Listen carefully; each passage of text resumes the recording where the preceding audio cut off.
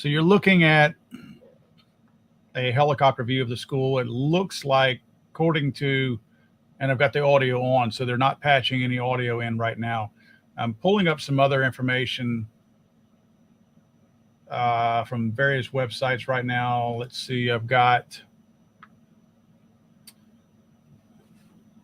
this is actually a CNN story. One suspect is in custody after authorities received a report of an active shooting at Appalachia High School in Winder, Georgia. Winder being spelled Winder, so that's either Winder or Winder, Georgia. Sorry for those locals who, if I'm mispronouncing it either way.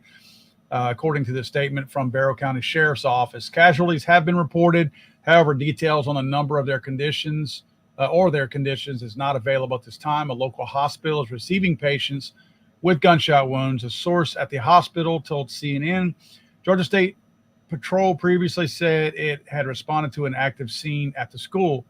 At least 5 ambulances and a large active law enforcement presence were on campus, and they're still there. According to video from outside the school, at least one medical helicopter could be seen airlifting a patient from the scene.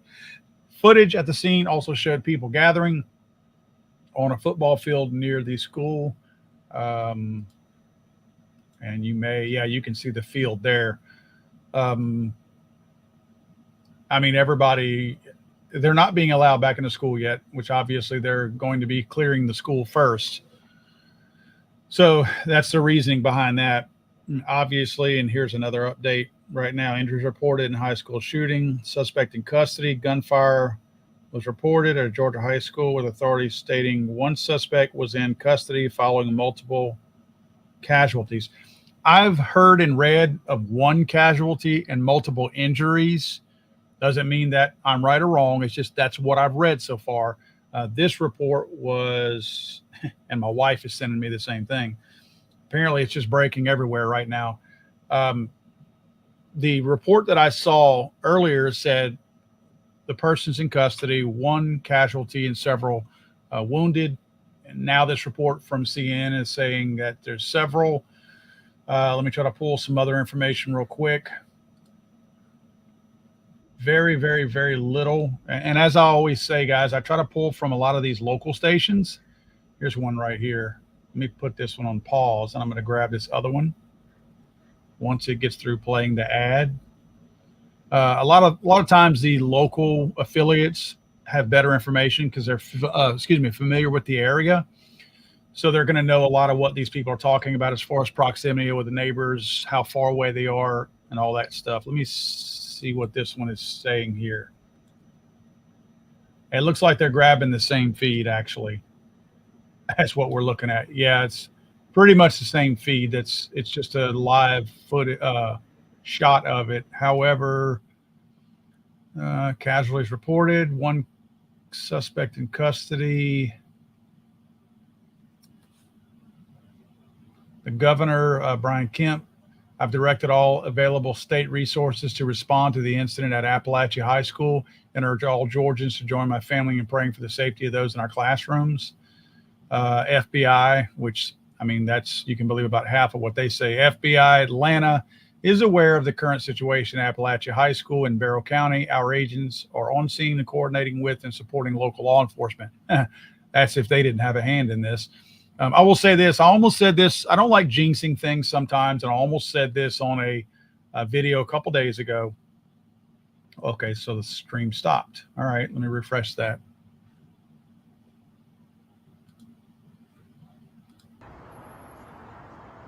I don't know what this is. This is the hospital maybe where they're bringing people. Must be. So let me back out of this. And we'll grab one of these other ones that might be new. Let's refresh this and see if we have any new reports from a local affiliate. I see WYFF. I clicked on that one already. Let's see. Here we go. 2 killed. This one is saying officials, 2 killed, 4 wounded in Georgia high school. Let's grab the news report that they have right here.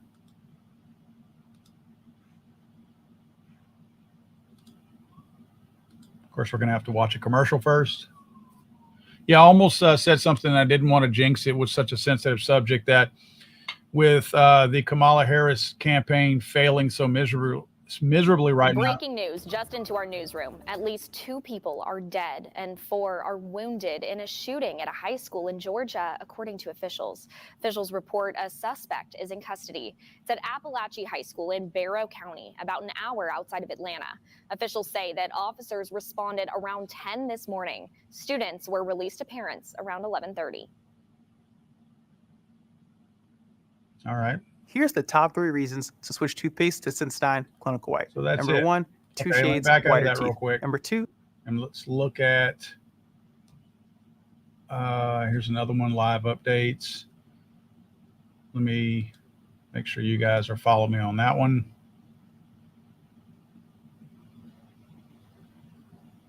Not going to be able to blow that one up.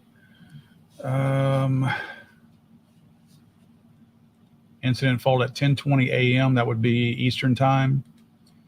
Officers from multiple agencies. Gosh, I hate the way this stupid banner is up there. Let me see if I can clear that so we can see more of the screen. My apologies on that.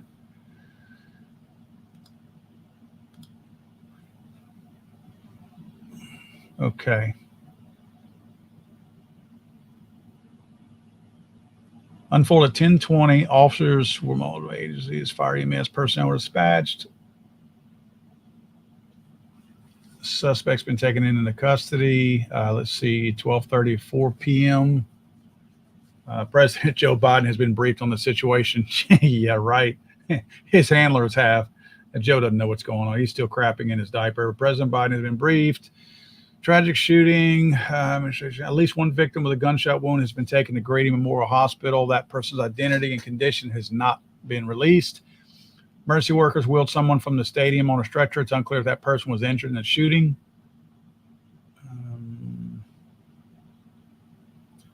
Let's see here, guys.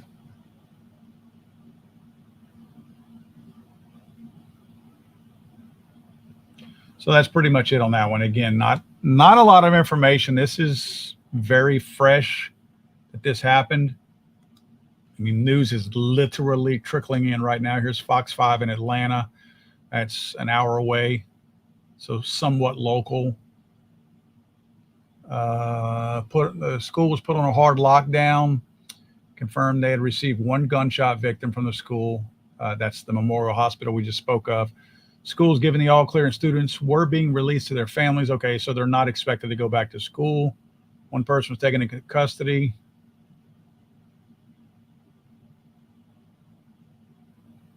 So, okay, I've seen conflicting reports, as usually happens at a very early stage of something like this.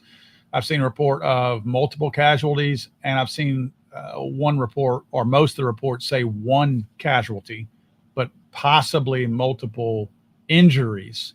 So I'm going to go with the numbers right now. From what they're saying, it looks like we're going to have one deceased so far. That does not include the shooter, because the shooter apparently was taken into custody.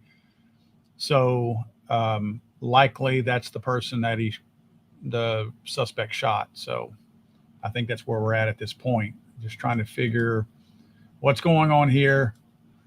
Let me go back to what I was saying earlier. I feel like I was going to mention the other day that with Harris tanking right now, that we're likely going to see, I wasn't going to be so bold as to call it a school shooting, but I do believe we are going to have a, quote, mass casualty event that will involve firearms to energize the wackos on the far left as far as gun control, to try to give Kamala an edge, to say that Trump is pro-gun and pro-Second Amendment, that he wouldn't lock down AR-15s and all kind of other BS. That will give her chance to say that she has a leg up on him on one policy item, like one policy item. That would be her chance to come back and cry for an AR-15 ban. So I still say it, and I'm going to say it again. I don't know what gun was used in this case, but I'm going to say right now that I do believe that a mass casualty event will happen before the election, and it will involve an AR-15 and most certainly a semi-automatic. Let me see if we have any audio on this one real quick, guys. Stand by one second. What does that do for the investigation that they do have a suspect who's alive, who presumably they either can now or soon will be able to question? It's big because only the shooter knows why the shooter committed this act, and to get inside his or her head is paramount to a couple of things. A, could this have been stopped? You know, that's a bit of the after effect. But more importantly, is there anything else connected to this event? In other words, had the shooter planned something else? We talked earlier about other schools are in soft lockdown. The reason they're probably staying that way, at least for a short time, until they're clear about what the motives of this shooter are, and is the shooter connected to anybody else? But you always want a suspect to be alive. It's a real key, even if it takes you a long time to get them to talk. And our ABC affiliate in Atlanta filed this report from outside the school's campus just moments ago. Take a look. Yeah, right now we're on Carl Bethlehem Road, about a mile from the campus. And as you can see, parents are still making their way to the school, trying to get their kids, trying to get information. We're still a mile away from the school. So this is a long walk, but parents, I'm sure, will do anything to get to their kids, make sure that they are safe. They're texting with them while they're getting to them, letting them know that they're on their way.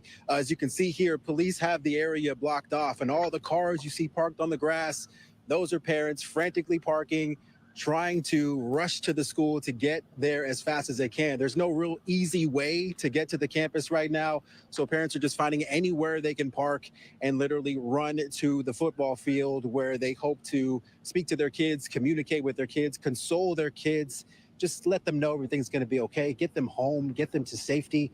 As you can imagine, as a parent, this is just the worst thing you could imagine getting a phone call about. So we're working to learn more about about what happened, but obviously the mood here very somber. Parents understanding that people have died, but also trying to get to their kids, get them to safety. Just give them a big hug, let them know it's going to be okay. Yeah, update there from our affiliate WSB in Atlanta. And now we are back looking at live footage there of Appalachian High School in Winder, Georgia. A suspect is now in custody after a shooting at the school. Authorities are telling us multiple casualties, which doesn't necessarily mean fatalities. That could be injuries, but we're told multiple people being treated now at local area hospitals. I want to bring in our senior investigative correspondent, Aaron Katursky, for the latest. Aaron, what are you hearing about where this investigation goes now and what we're learning about what happened inside that school? They want to make sure, first of all, that there is only one suspect. The presumption always is that there's more than one, just in case. So they are undoubtedly going to be going door to door through every classroom, every nook and cranny of that building, just to make sure it's clear of both suspects, weapons, explosives. They just don't know, at least publicly, we haven't heard that this is in fact over. One suspect is in custody, but they have not declared, the all clear here yet. You can see from the images on the screen and others that we've seen that there have been people gathered on the football field, outside, parents. So that's the priority. And then if in fact the suspect was taken alive, to try and extract any potential information out of that individual that they can. We do know there is at least one gunshot victim. Presumably there are others, which is why you see such an incredible assemblage of emergency vehicles. They want to make sure that anybody who needs aid can be, given what they need. Brad, you're talking about a school of about 1,900 students. From the overviews we've seen of the campus, it's a pretty large building. How long does it take, and what goes through your mind when you're going through the process of securing an area like this, where the stakes are so high and you're literally going classroom to classroom to try to make sure that you are in fact dealing with only one suspect and there is no one else hiding in that building? So the key is thorough, but keep moving, because if you've now, and they obviously had at this point, I think, have people that are shot, they just don't know if there's other kids. Did he make it to other parts of the school to commit further shootings? So you want to be clear and make it safe. There's nothing in a particular room, whether it's obviously another shooter or any other thing that could harm somebody potentially, but you keep moving and try to go as quickly as possible. That's why all of that manpower, Diane, that they have at that school, assuming that you can organize it and move it in a safe fashion, should be able to clear that school in a few hours. but you really want to keep moving because clearly, let's say he made it to another part of the school and there's somebody shot that could be dying, and you obviously want to get to them. So, the key is get this done thoroughly, but as quickly possible as you can. And Phil, now we have multiple agencies working on this investigation, and the White House also says they're monitoring. The White House is monitoring. President Biden has been briefed. We've heard from the governor of Georgia saying all available resources will be put into investigating what happened here and helping anybody who needs help here. We know one person is being treated right now for a gunshot wound. The mayor of Atlanta, Mayor Dickens, has issued a statement in part saying, "My prayers are with the high school students, staff, and families affected by the senseless act of violence in Winder, Georgia."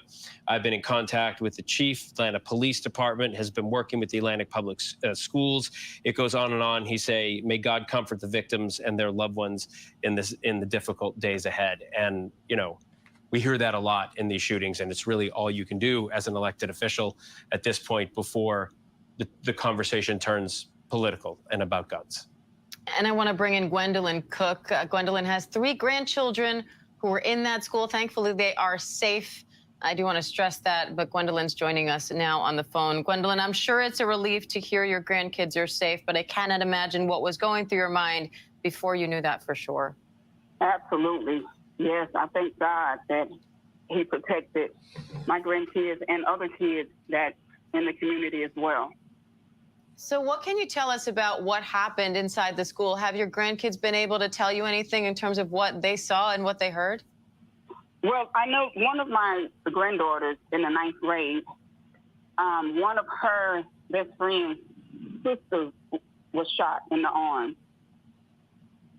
And I don't know what grade that particular kid was in, but I do know that my oldest granddaughter, they heard this shot outside of her classroom, like it was like right there. Gwendolyn, what's your reaction to be talking to your 2 granddaughters there, right? One a freshman, one older, and hearing them have to detail to you, one saying her friend was shot and another saying that she heard the gunshots just outside? Well, I have 3. One is a grandson. Well, one thing I understand, my grandchildren know how to pray, and we always teach them how to pray. My husband and I, we are pastors of Kingdom of Grace International Ministry, so we teach them how to pray because we know that they won't be with us, 24 hours a day.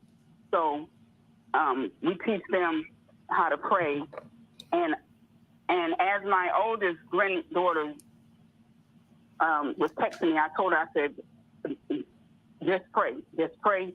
I know that everything is good, and I remain calm because I know prayer works. I'm a true believer in prayer, and I know prayer works. And so I wasn't as worried as some of the parents because there was a lot of parents that was trampled because they was running and, they didn't know what was going on with their children. But my 3 grandchildren, they did text me to let me know that they were okay. And Gwendolyn, as you're talking, we're seeing live footage from outside the school, but to the right, as you were talking about prayer, we're looking at footage from earlier today, just a little while ago, of students on the football field, and they do look like they are assembled in a prayer circle. We saw this more than one incident of this, so it looks like it wasn't just your grandkids praying there at Appalachian High School today. Yes. How do you feel knowing now that police say a suspect is in custody? Well, now, they said a suspect was in custody. My granddaughter said it was 3 shooters. And so they could have one in custody, but what about the ones that 3 got away? shooters.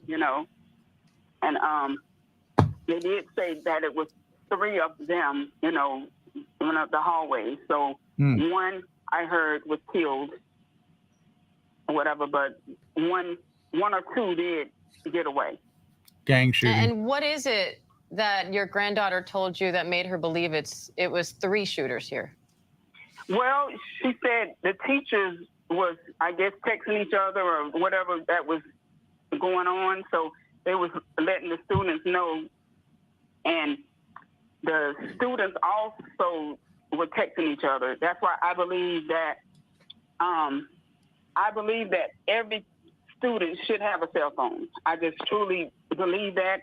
And believe it or not, I do believe that the teachers should also have some form of protection as well. Because when you have a student come in with a gun and the teacher has nothing, the teacher's job is to protect the student. But they can't protect the student if they're dead. And I just believe in He's talking like a Republican. the Second Amendment, because you have, we don't know what happened in the minds of the students that was shooting. We don't know what happened, but I do believe that the teachers should have some kind of protection. If it's not a gun, it could be a taser. They need something to protect themselves and the other kids that are innocent. And Gwendolyn, I just want to make clear that we have not been able to confirm what you're saying, that your grandkids say they believe it was 3 shooters. So far, police are just saying a suspect is in custody. We have not been able to confirm that. But I'm glad to hear that your grandkids are safe. How are they doing now? They're nervous. They was walking around. They were consoling their friends that was crying and screaming and everything. And I know that my daughter probably won't let them go back to school this week. And we are also looking to other schools as well, more like a Christian school. But the school will have to get better security. And I know that a lot of behaviors cannot be, you can't really detect what's going to happen with the student. And my grandkids said that students just look like a regular student. And yeah, so it's a situation we see far too often in this country, unfortunately. Exactly. But Gwendolyn, I'm glad your grandkids are okay. I'm sure you will hug them extra tight tonight. Gwendolyn Cook, we Yes. appreciate you sharing your story with us. Thank you. You're welcome.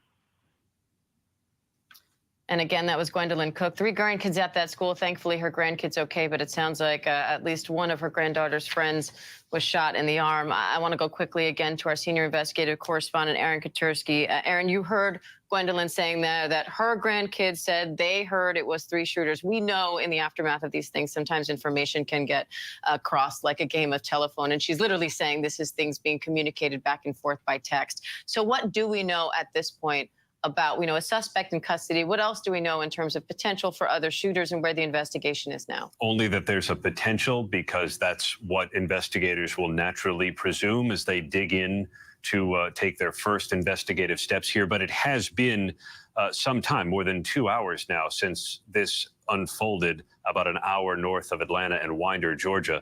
The sheriff has confirmed 1 suspect is in custody. Undoubtedly, there are deputies going through that building and trying to make sure that there was only 1 suspect, if in fact that's the case. But they're probably hearing some of the same accounts from the students that are now gathered on the football field, many of them, until they can be dismissed into the custody of their parents.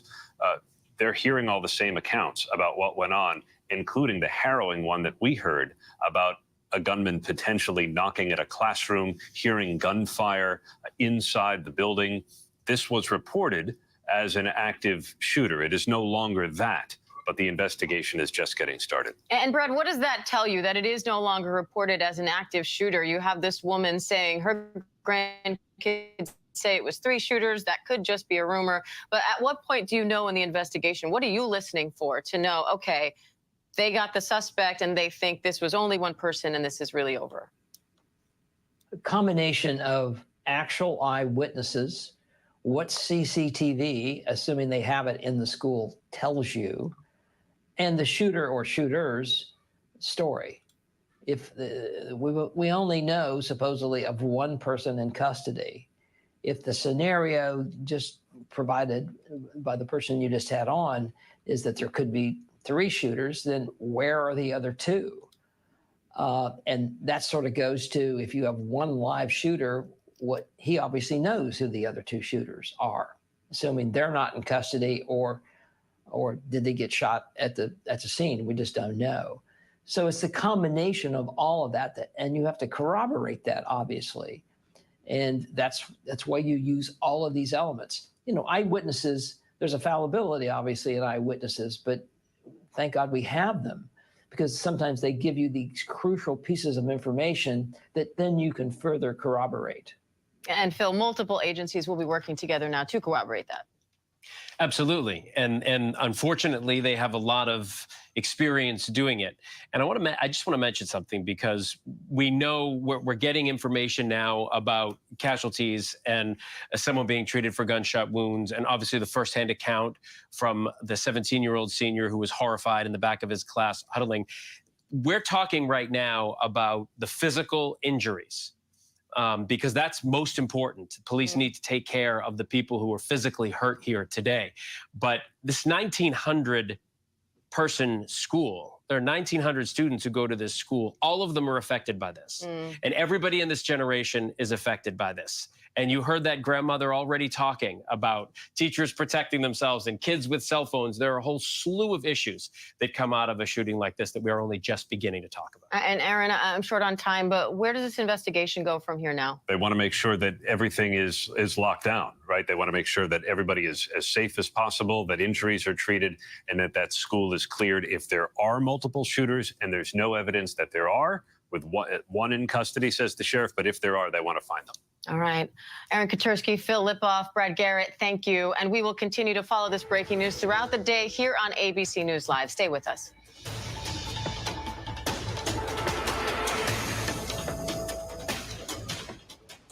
So I'll bring that volume down for a second while they go to commercial break. I'll come back whenever they return.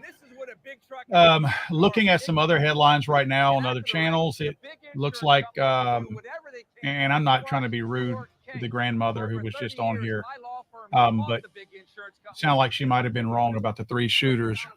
They still say that there's only one person in custody, and that the active shooting status is no longer active. So that means there are no other shooters. So it's unlikely that there were 3 shooters. That would change the dynamics a little bit, because then it would probably more than likely be more of a gang-related shooting with 3 people, because it's very unusual. I mean, Columbine was one of the last times that you had 2 shooters, and that was really only one sociopath. And Eric Harris, Dylan Klebold, was kind of a follower that needed somebody to look up to and just followed. So he wasn't like somebody who was really dead set like Eric Harris was on the shootout. So very rare to have multiple shooters, again, unless it's a gang affiliation or some kind of beef affiliation like that. So it sounds like maybe the grandmother might have been a little incorrect with multiple shooters, but that information was coming from her grandchild too. So let's understand that. I mean, a lot of times these youngsters may not understand what they're seeing when they see people running down the hallway, or they hear about that. And yeah, it's not like we can sit here and expect there not to be rumors spread in a high school by high schoolers, right? So I'm giving the grandmother a pass. I mean, it sounds like she probably got some bad information.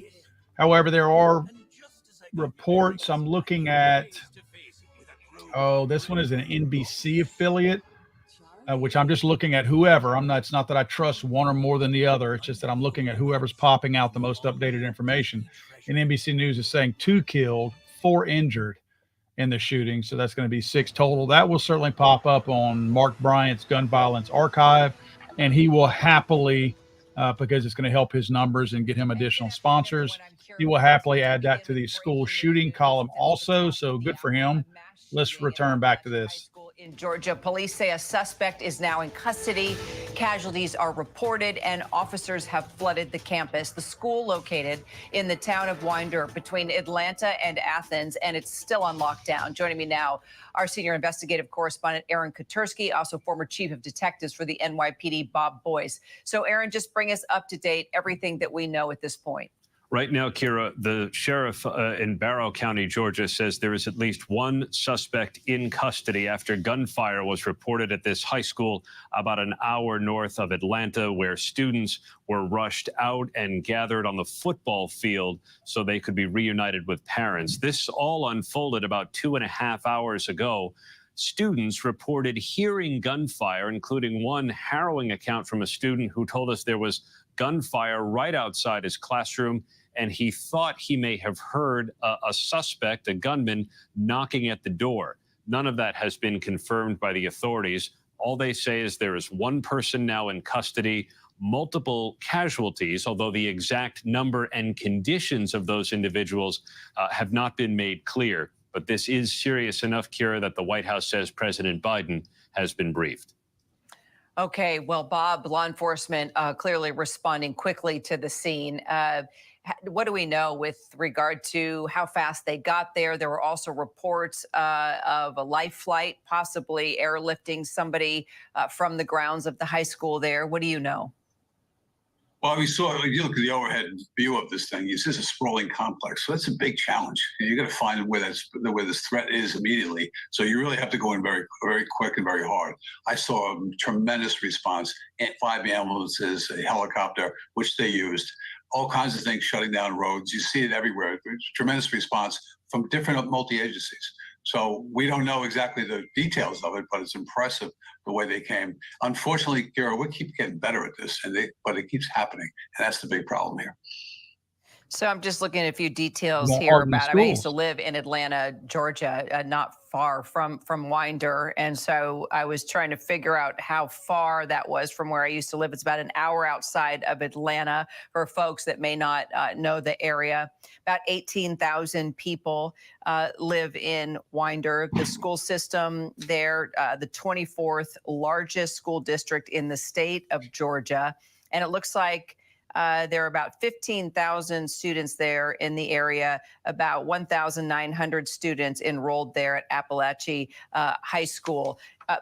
Aaron, are we learning anything about this suspect? Do we know if the suspect was a student, age, description, anything yet about the suspect? Nothing about the suspect, Kira, other than there's one suspect in custody, according to the sheriff. Students, as I say, have been giving descriptions about what they believe they heard, what some may have seen. So the investigators may have something to go on. If there are internal cameras in the school, they'll know a lot more. But the information is all over the place. We talked to a grandmother of 3 students in that high school who said that they were telling her there may have been 3 suspects, and we don't know any of that. Right now, the sheriff only says one suspect is in custody, and there are multiple casualties. We've heard from one of the local hospitals, Grady Hospital, a level 1 trauma center. They're treating at least one gunshot victim, so at least one person appears to have been shot. There may be others as well, Kira.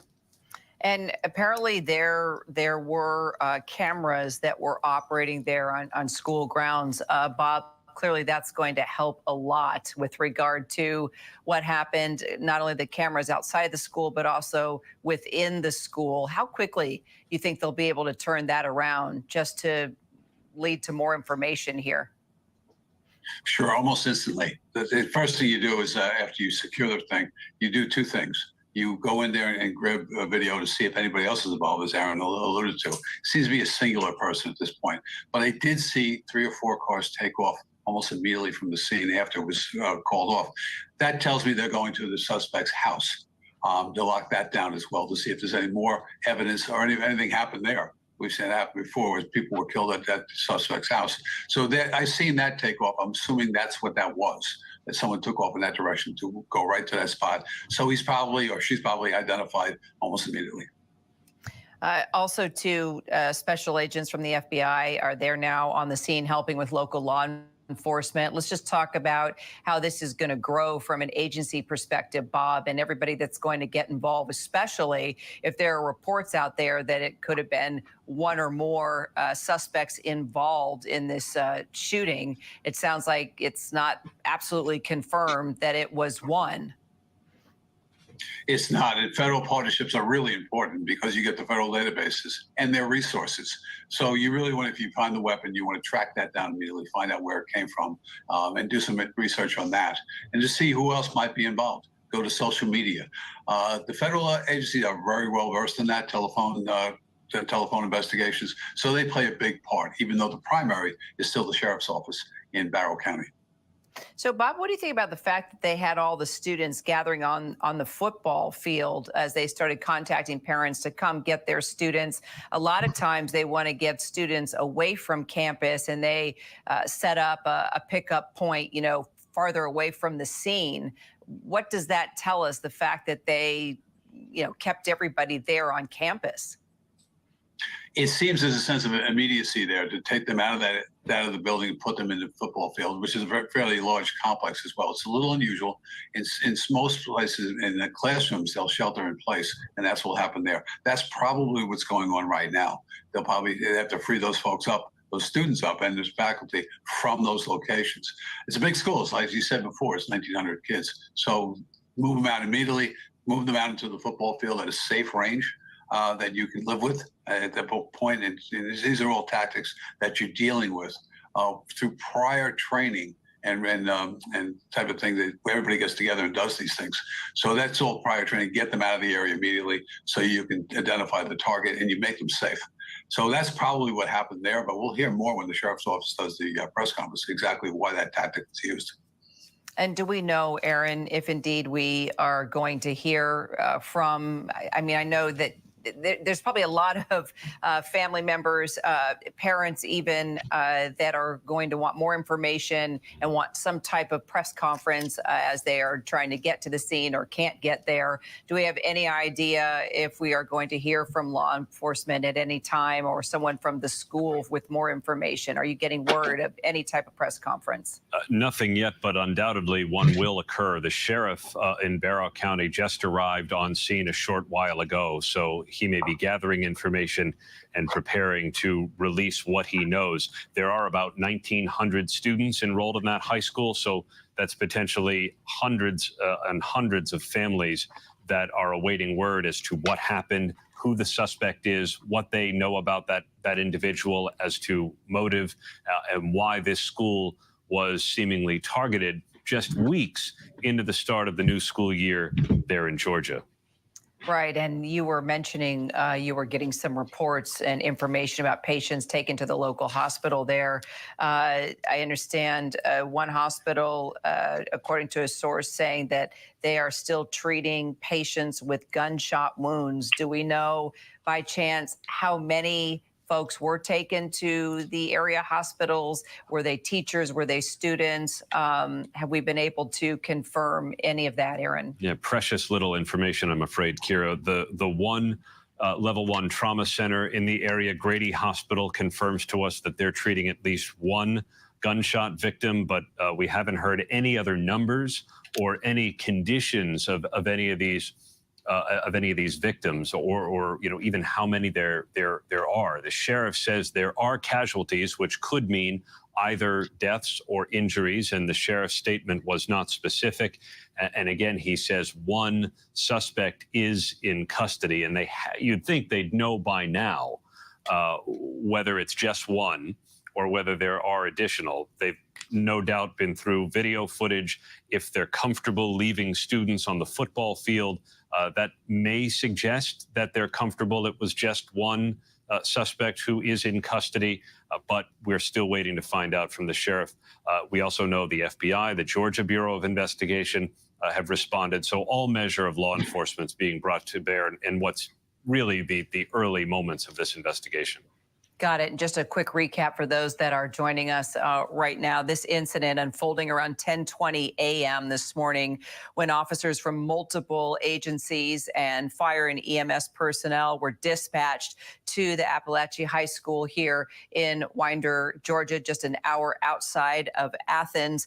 They were getting reports of an active shooter. Now we can tell you at least one suspect is in custody. The students have been taken out of the high school there. They all gathered on the football field. Family, friends, parents have been able to come and get their student, but we're still learning a lot, or still waiting to learn more details about this suspect and a motive here in right now. One of the first, sadly, the first mass shooting we are reporting on now since the school year has started. Let's go ahead and check in with our ABC News local affiliate WSB there in Atlanta. We're going to just check in on their continuing coverage of this shooting at Appalachia High School in Georgia.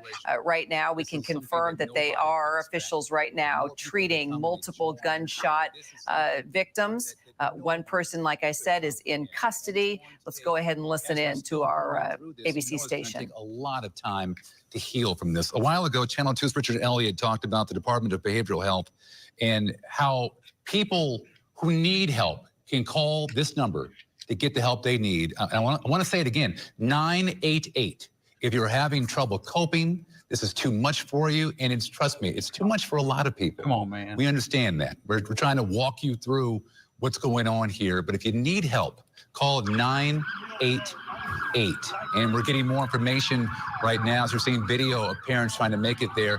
Let's go to Channel 2's Matt Johnson right now. Matt, you've been talking to parents there trying to make their way to the students there. Now, I believe you're actually talking to a student from the school. Yeah, we're standing where a lot of students and parents are leaving the campus after getting picked up by their parents. I have a student here, a 17-year-old student, who mentioned he could hear the gunshots when they were happening. Just kind of walk me through where you were and what happened. So I was in the, I was coming from the vending machine in the lunchroom, and I went into the library to get a book. And I walked out of the library, and someone walked in. And the next thing I know, I just hear a gunshot, but like, I don't know if it was them or not because I ran back to the class that I was in. Yeah, well, how many shots did you hear? Like 3. Wow. How far away do you think you were from where it happened? At least like 100 feet at least. What was going through your mind when it all happened? We'll continue to follow our live coverage there of our ABC station, WSB, but we are being told now there is a police presser going on there in Winder. Let's listen in. Lift up our community. I want to give our sympathies to our community, our school system, our kids, our parents that had to witness this today. Obviously, what you see behind us is an evil thing today. At about 9:30 this morning, we received the first call that there was an active shooter in on this campus. We're not releasing any information as far as injuries, but we have multiple injuries. This is a very, very fluid investigation. It's very early. And I have asked the assistance of the GBI and the agencies here behind me today, and there are multiple agencies that responded this morning to help us and help the sheriff's office. We do have a suspect in custody, and we are asking for your patience as the media to please let us get the facts that we need to make sure we get this right. Again, I've asked the GBI to help us, the sheriff's office, to help us along with this. I know this is not what you want to hear, but I'm not going to answer questions after this is over with. But I wanted to give you the respect and our community respect to let them know what was going on initially. We're in the process of reunifying our students with their parents. Obviously, that's chaotic, but we want to be respectful of them and their privacy as well. I want to thank the state, the federal agencies, the local agencies that showed up today. As you can see, the multiple EMS and fire from other agencies that responded today. Again, I ask that you lift up Bexar County Schools, lift up Appalachia, lift up our agencies. This is going to take multiple days for us to get answers as to what happened and why this happened. but I wanted to give you a statement. It is our hope, in conjunction with these people behind us, that we can give you another statement around 4 o'clock, because I know you have to go back on the air. That is my hope. But I wanted to be fluid with you all, understanding that it's fluid as well with this investigation. I appreciate you being patient with us. Again, it's very active, and it is ever developing. Every minute it's developing on what we're finding. So we're going to have releases from other schools. Again, we ask that you be patient with us. Please be patient with us. And hopefully I can give you more information or more better information, if you will, this afternoon. Thank you all for coming out here. We'll be back shortly, okay? Sheriff, it's been widely reported that people are dead. Is that true? I'm not releasing any information. We have multiple injuries. I'm not releasing any information. Guys, I'm not going to answer any more questions this time, okay? Thank you. Well, that was no help. What is this? Right now, the priority right now is trying to get the students back with their families. We will be holding a news conference at 4 o'clock. If you're not already following us on Twitter, X, make sure you're following us. We'll be providing updates then. I know there are a lot of details, investigative details. You want more information.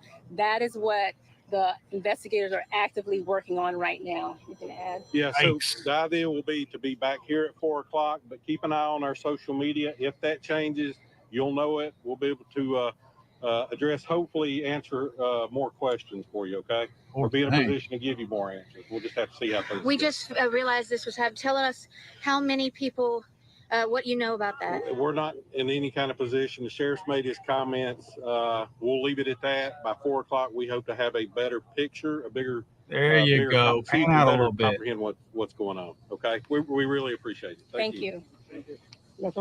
Wow. That was an FBI agent that had the hair pulled back in the All right, this is actually the first live Bungee look. press conference we've been able to tune into out of Winder, Georgia. Here, we heard from the Barrow County Sheriff there on high school grounds, and then GBI stepping up just briefly at the mic. We really They need to didn't have another learn, press conference much, about what was going except on that right it was there. at 9:30 a.m. this Jeez. morning That was that law just as enforcement traumatizing did to receive me.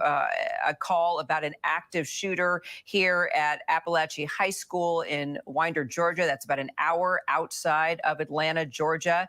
The suspect is in custody. Of course, the sheriff making the point that what happened behind me is pure evil and that they are still trying to gather more details and information on what happened. Interesting to note, he said he would confirm multiple injuries, but he wanted to make no confirmation to the one reporter that asked if there were indeed casualties. He didn't take questions. And now, from what we understand, there will be another press conference at 4 p.m. Eastern time. So I want to bring our Aaron Katursky, Bob Boyce back into the conversation. So Aaron, it's reported all over the media that there are casualties, but the sheriff there not wanting to confirm that. No, he didn't, Kira. He simply called what happened an evil thing and said there were multiple injuries. Significantly, though, he said that the first call for an active shooter at the high school came at 9:30 a.m. That's almost an hour earlier than his initial statement had indicated. So this has been going on for longer than we initially knew. A suspect is in custody, but he said it's going to take multiple days to sort out everything. But there was precious little information that the sheriff was willing to release at this time, other than to say that the first call came in at 9:30 a.m. Eastern time for an active shooter at the high school, and there are now multiple injuries and a suspect in custody, Kira. I don't mean to be a pessimist here, Bob Boyce, but, we were reporting, even our affiliate, our ABC station, rather, in Atlanta, WSB, was saying this all unfolded around 10:20 a.m. Now the sheriff's saying that call came in at 9:30 a.m. And I'm trying to figure out here, did they respond right after they got that call, or did it take an hour? to get there and respond? I'm trying to sort of figure out the timeline here. What are you getting from what the sheriff just said? I'm with you and Aaron. The timeline has just changed an hour. And so we have to figure out why that happened, if there's something that didn't come in clearly. So he's almost 4 hours into this, if that's true, about 9:30. He may have misspoke, I can't say. But now we're 4 hours into it, so a little more information should have been forthcoming. But we don't know. And then now this particular sheriff was pushed about to 4 o'clock, so we have to wait till then. But I would look to social media to hopefully that the sheriff's department puts something out on Twitter, so people will know exactly what happened. And I understand about the casualty parts. That conversation you really don't want to have, but a number would have been suffice, but not the ages or anything else like that. It's a little too early for that. But the number of casualties would have been better to hear at this point. But we'll know more at 4 o'clock. And he sounds like he's juggling a lot in this investigation through the FBI and other state agencies like the GBL. So really no new information. I don't know if we can dip into our live coverage with our ABC station WSB again to see what the reporter there on the scene has been able to tell us. I know they've been talking to students, grabbing students to try to find out if they, okay, they're good. We'll dip in then. But if you are just tuning in, these are live pictures. Actually, these are pictures from earlier, I'm sorry, out of Winder, Georgia, where there was a mass shooting this morning at Appalachia High School. Schools, depending on where you live, school's been in for a week or two. Some schools are just starting this week after Labor Day. Sadly, it didn't take very long for us to have to witness another school shooting. We know that one suspect is in custody. There have been reports out there that there are casualties. However, the sheriff that just held a press conference would not confirm that. He just said there are multiple injuries. We do know that there are patients being treated with gunshot wounds at an area hospital. And previously we were reporting this unfolded around 10:20 a.m. Now we're learning from the sheriff that they actually got a call about an active shooter at Appalachia High School at 9:30 a.m. Let's go ahead, dip into WSB, our ABC station there in Atlanta, Georgia, to see what the reporters on the ground are able to get. With their kids, taking them home. The sheriff's department said that their goal right now is to reunite parents with their kids. And you can just imagine what a terrible feeling it is not to know, to hear about something going on at your child's school, and then to have to make your way there and have so many obstacles to get there, and just to see all of the sea of law enforcement and medical personnel there today. And the time now is 1:21. It's been about 3 hours since this began, about 3 hours since these students have been sent out to the track. We heard at one point that there might have been a need to count them to make sure that they had accounted for everyone who was inside the school when all of this started. Throughout these live pictures that we've been showing you, we've seen a lot more people walking toward the school than walking away from the school. Some are able to get in contact with their kids, but then had to pull back. Another parent was waiting with them, or they needed to go pick up another child in another situation. Parents have work, other family members to look out for at this point. But as Fred said, just a sea of law enforcement and emergency response personnel in the area around Appalachia High School in Barrow County in Winder. There is a traffic situation they're trying to keep an eye on to make sure that ambulances can come and go, because as I said, it's been about 3 hours since this started, and it's unclear whether students even had time to pick up their backpack or their lunch or a water bottle. Right. And what they are able to access from the track right now as they reunite with their friends and family and try to get a sense of what happened this morning inside Appalachia High School. And Linda, our reporters have been talking to parents out there who raced to talk to their children at the situation. We spoke to a mother who talked to her child about what they saw. Oh, my child was in his classroom, and so the shooter was shooting across from the classroom. So his coach had ended up blocking his door and locking the door to prevent the shooter from coming in his classroom. So, yes. Shock. I'm shocked because, I mean, this is Barrow County and stuff like this never happens here. So, it's shocking. I mean, like, a lot of kids are in shock and crying, and parents, you know, because we didn't think this would ever happen here. And when you hear that, it gives you just a feeling of how intense the situation is. You rush there to see if your children are okay, and there's just so much going on, including this live view right here of the intense police presence in Appalachia High School there in Winder, Georgia, in Barrow County. And you see a lot of law enforcement still there. The Sheriff's Department said something I found very interesting. This is developing every second of every minute. They're still learning information. Courtney Francisco told us a short while ago that the suspect has been neutralized. And she didn't say if there was more than one suspect in this situation, but we are working to get more information. Throughout this whole ordeal, as you've seen parents go to the school, you've seen a lot of police activity, except for one piece of video we showed you earlier. You haven't seen a lot of intense activity with law enforcement there. One video segment we showed you, they were crouched down right by the building, moving across the grass. You saw that, but for the most part, everything has been relatively calm on the outside. However, what you know for sure is no one is that calm on the inside when you go through something like this. And everyone has a job to do, and they know what their job is in this moment. But I know what you're saying. There hasn't been sort of a standoff view or something like that. So however the shooter was neutralized, it must have happened pretty quickly for them to appear from the outside, to not be running around and the kind of scene that Fred was just describing. But reflecting on what the mother said that we spoke to just moments ago, saying you never thought it would happen here. And that's what so many people are dealing with now. Can't believe this happened here at our school, at Appalachia High School in Barrow County in Winder.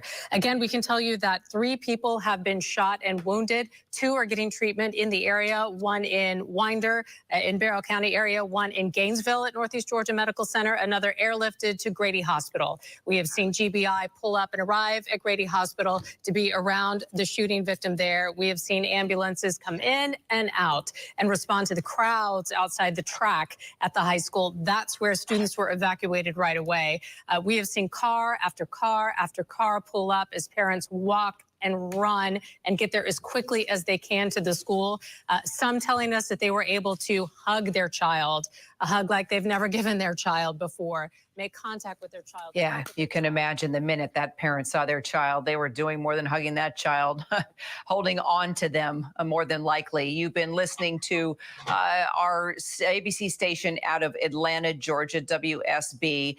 They are carrying pictures now of an earlier scene where a mass shooting has taken place at Appalachia High School there in Winder, Georgia. That's about an hour outside of Atlanta. We can tell you right now, the sheriff just held a press conference confirming that a suspect is in custody. Would not confirm casualties, but our sources telling us there has been a loss of life. We can confirm that video did capture a life flight helicopter bringing at least 1 patient out of there, and that a local area hospital has been treating other patients with gunshot wounds. We are following all the latest development here as we're monitoring our local station and our sources bringing us information on what we can tell you as this really, we don't have a lot at this point with regard to who the shooter is, what the motive was here. All we can tell you, sadly, is that after a month of these students being in school, we are already talking about our first mass shooting of the school year. We're going to take a quick break. We have a lot more news and breaking news coverage ahead. All right, friends. Well, so far, there's not a lot of new information going on. They're not bringing a lot of additional information out right now. So, I mean, I'm going to leave the live stream going, but there's not really a whole lot to discuss right now, simply because the local law enforcement doesn't seem real eager to talk about it right now, which is a little bit unusual.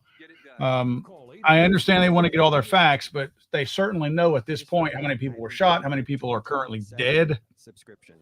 Excuse me. And they know, I mean, they have 1 in custody, and they've lifted the active shooter status. So they apparently think that there's no more threat, and they have 1 guy in custody. And no reports say that the 1 or possibly 2 killed is the shooter, right? So we have to assume, yeah. And you're right. Who was that? Slayer said that there was 2 killed. That is the latest. There were conflicting reports early on saying 1 or 2. Now it's saying 2. Again, 4 were hurt. Now, we've seen it before. Hurt could mean somebody was running and they skinned their knee or something like that. So I'm not trying to downplay it. I'm just saying it's not always that 4 others were shot. I'm sure the Gun Violence Archive is waiting with bated breath to make sure that they have at least 4 people that got hit with bullets so that they can classify this as a mass shooting. Other than that, according to their definition, and only theirs, right now it's just a shooting. So just silly wordplay, if you will, but nevertheless, I'm trying to accommodate these idiots.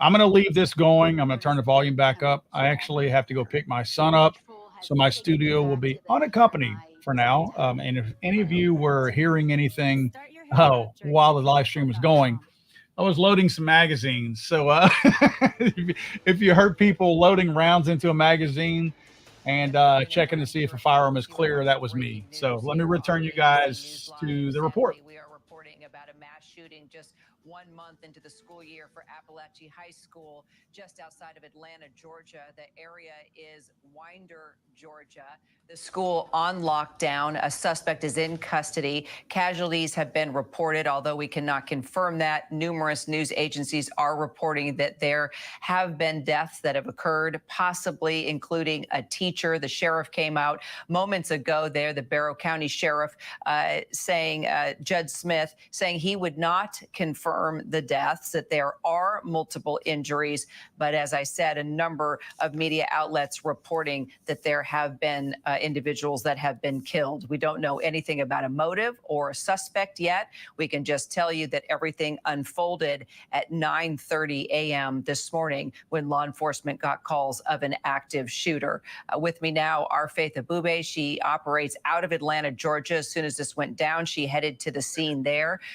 Faith, as you arrived, have you been able to talk to anybody, get a sense of what it's like there on high school grounds right now? Well, Kara, what struck me as we were pulling up to the scene here is just the number of vehicles that are just parked just along the way, about half a mile away from the school. Parents just parking anywhere they could on people's front lawns, on the side of the road, just rushing to the school to try to reunite with their kids, hopefully that their kids are okay. At this point, you can still see it's an active scene. You have law enforcement officers still here, their emergency vehicles still here, lights on and everything. The active shooter portion of this has now been contained at this point, but this investigation is just now beginning. The sheriff said this is still a fluid situation. They don't have a lot of concrete information to share at this point, other than the fact that there is one suspect that is in custody. This happened early this morning, just about a couple of hours after school started this morning. And we heard from one student who said that at one point they heard knocking on their classroom door. They thought that it may perhaps be, it might have been the shooter there. And the knocking just kept going and going, eventually stopped. They heard more gunshots and people screaming in the hallway. And so at this point, we're still waiting on details about how many casualties. Police have used the word casualties at this point. That could mean deaths, that could mean injuries. We don't know at this point how many people are affected by this in terms of the physical injuries, but we do know there are people who are being treated. At least one person was flown to the hospital, a level 1 trauma center, Grady Hospital in the Atlanta area. We're now about an hour away from Atlanta, northeast of Atlanta. And again, the scene is very active. Parents are just frantically just trying to find their kids, trying to call them, figure out where they are, making sure that they are safe at this point. Kara. Got it. And Faith, I hope you can stay with us, but feel free. I'm going to bring Bob Boyce into the conversation here. If you are able to get any students or any other information, any live interviews, by all means, please bring them right to us. We're going to stay in rolling coverage. So, Bob, while Faith is working the story and working the scene there, we really don't have a lot of details at this point. But there are a number of agencies now there on the campus of that high school. starting clearly trying to gather as much evidence as possible for this investigation. Kind of take us through what's happening right now. There are still students there at the high school, so clearly they want to get every student matched up with friend, family, and off-campus grounds. But my guess is they are going through video cameras now, right inside those hallways, classrooms, on the outside, and then what other key parts of evidence will they be looking at if indeed it's true that the shooter was inside that school for a bit of time, knocking on doors and opening fire? Yeah, Kira, those details, those little points right there go to a timeline, and you have to put that together. Now, no information or little information begets misinformation.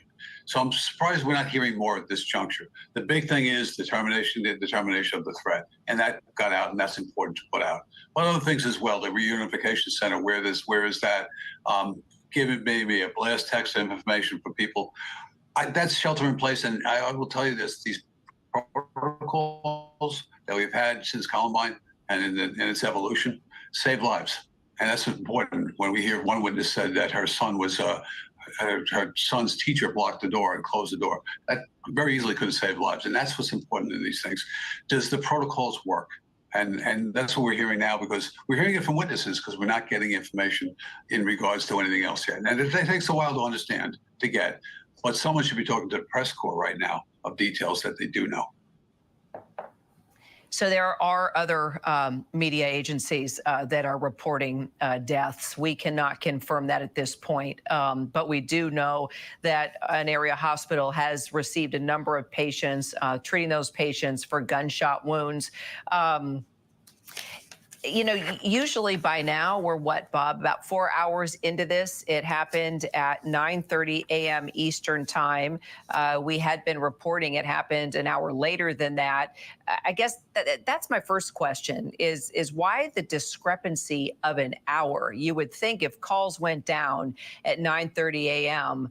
Eastern time that law enforcement would have been on the scene within minutes, but once the media started talking about this mass shooting, it wasn't till an hour in, apparently, since they got this call. Are you kind of concerned about possibly this hour in question, or am I reading too much into it? No, I'm concerned on the timeline. Exactly when the first officers got there, the 9/11 call, exactly in the response time, but also is there security at the school? A lot of these high schools have security officers there. Did they engage? What are they telling us? That's important as well. We don't know any of that right now. So we're left to speculate on the dribs and drabs of information that comes out. So that change in the timeline is dramatic. And if it's happened at 9:30 versus 10:30, 10:39, I think was the actual number early released, that's a big difference. And so what happened in that time frame? I have no doubt the police, as soon as they heard, came in force, which we can see. But that initial information getting out, the first shots fired, when did it happen, and when was the first officer on the scene, and what immediacy did they go into? In protocols, you go in immediately with your partner, and you go in there and you stop the threat. That's the protocol across the country. So we have to know if that happened or not, and then what actions was taken. But again, we're left to speculate at this point.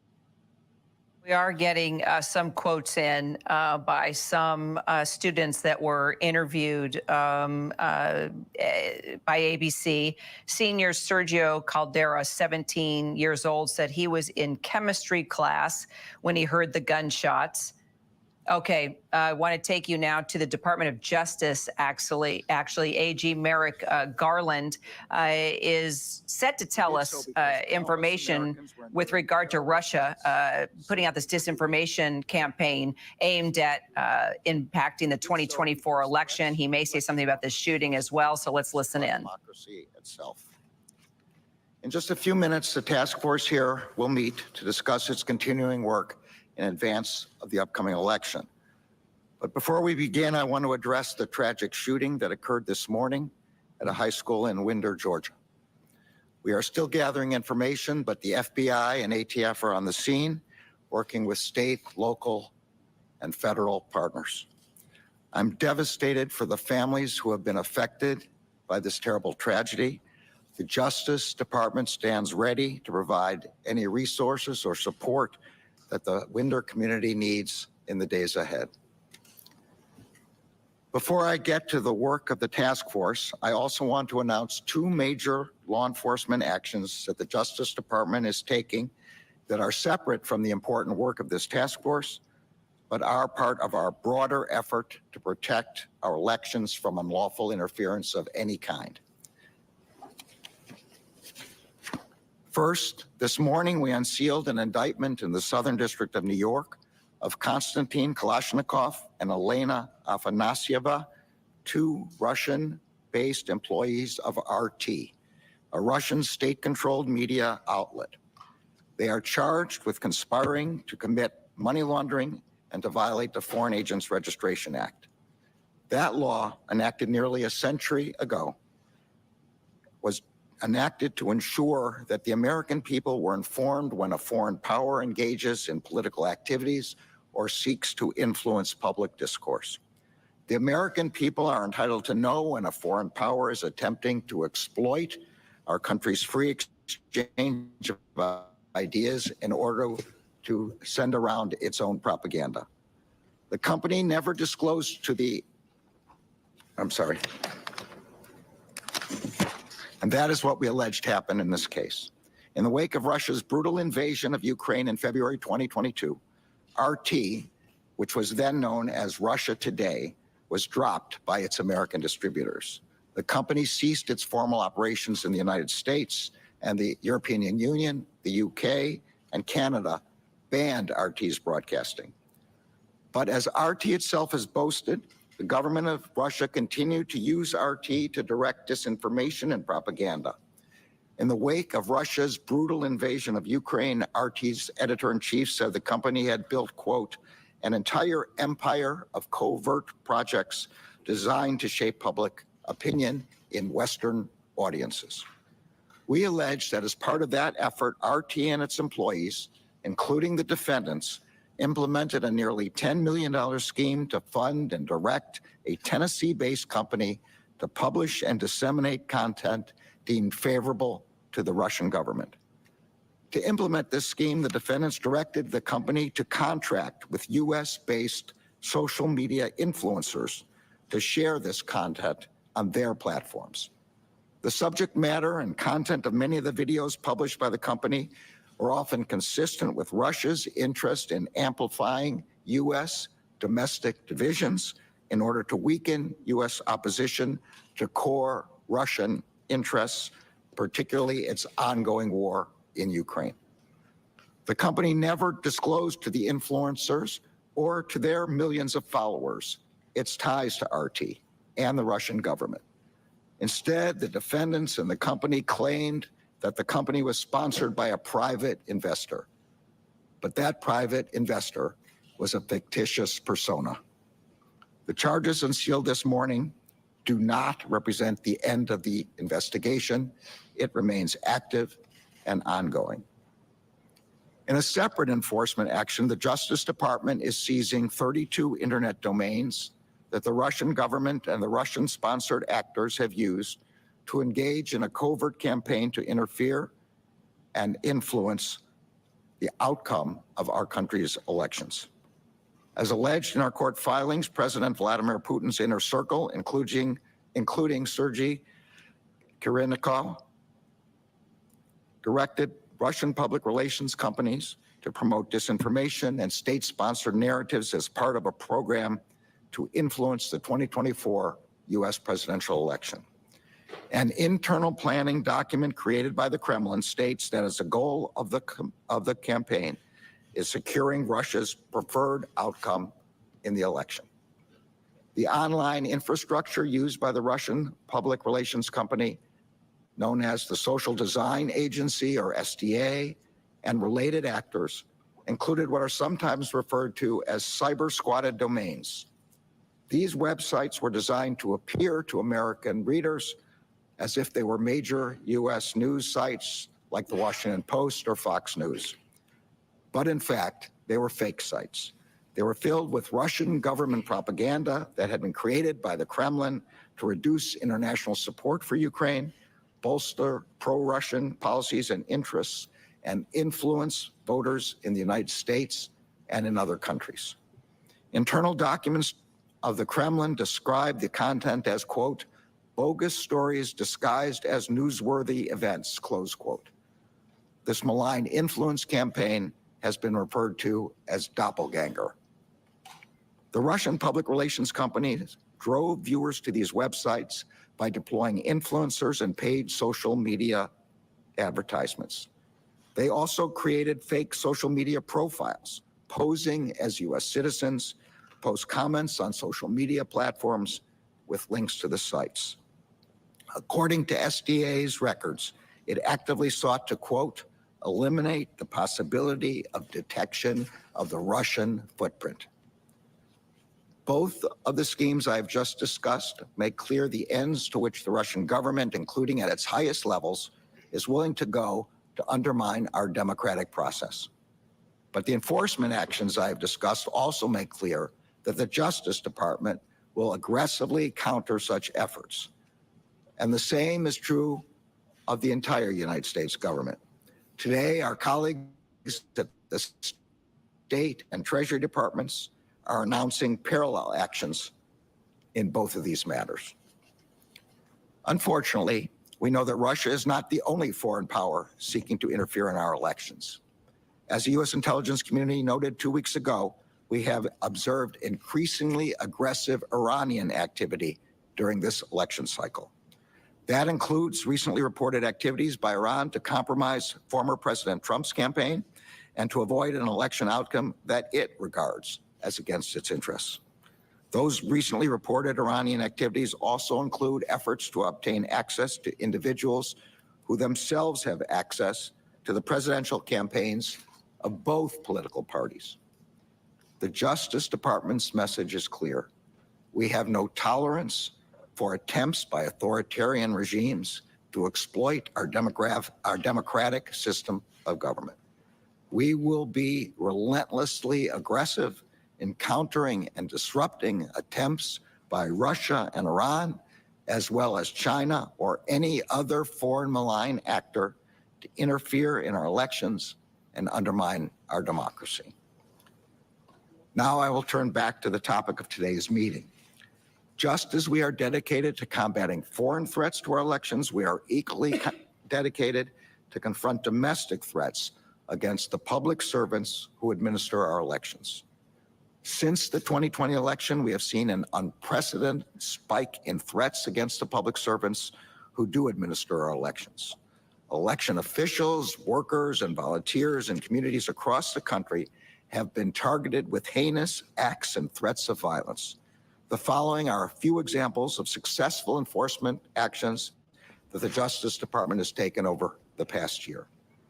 In New Mexico, county commissioners and other elected officials were targeted with a series of shootings that the department has alleged in court papers were organized by an unsuccessful candidate for the state legislature who claimed that the election had been, quote, rigged against him.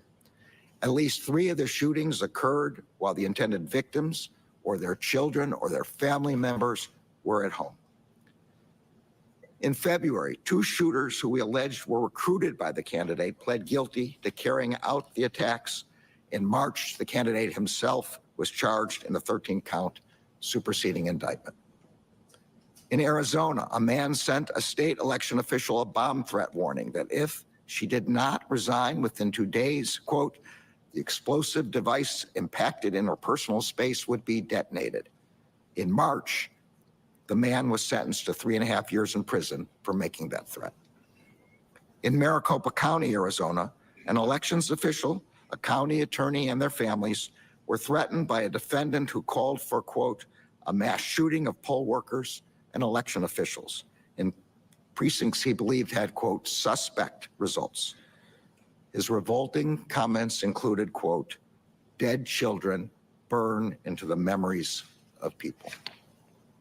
The county attorney who had been targeted later reported that he, his wife, and 4 children had been assigned round-the-clock protection and issued body armor in response to the threat. And the elections official who was targeted said in a victim impact statement that, quote, While I am the person directly threatened by this case, the impact of such threats is felt by a much larger community. The thousands of committed election workers who operate our democratic processes. When threats are made against any election worker, the impact reverberates throughout the entire community. That defendant was sentenced to 3.5 years in prison. In recent months, our enforcement actions have continued. In July, we secured the guilty plea of an Alabama man who repeatedly threatened to kill Maricopa County election workers and officials. In one particularly chilling message, he said, quote, "You better not come in my church, my business, or send your kids to my school. You are stupid if you think you are safe." His sentencing is scheduled for next month. Also in July, the Justice Department secured a 14-month sentence for a man who sent a death threat to a Michigan election worker. In a voicemail, he said, quote, 10 million plus patriots will surround you when you least expect it. And he added, we'll kill you. Less than 2 weeks ago, we charged and arrested a Colorado man for allegedly threatening the lives of election officials, judges, and law enforcement officials in both Colorado and Arizona. As I have said before, and I will reiterate again today, these cases are a warning. If you threaten to harm or kill an election worker or official or volunteer, the Justice Department will find you, and we will hold you accountable.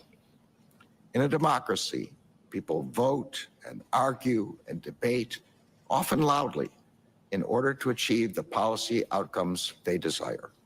And the Justice Department will continue to relentlessly protect the rights of all Americans to peacefully express their opinions, beliefs, and ideas.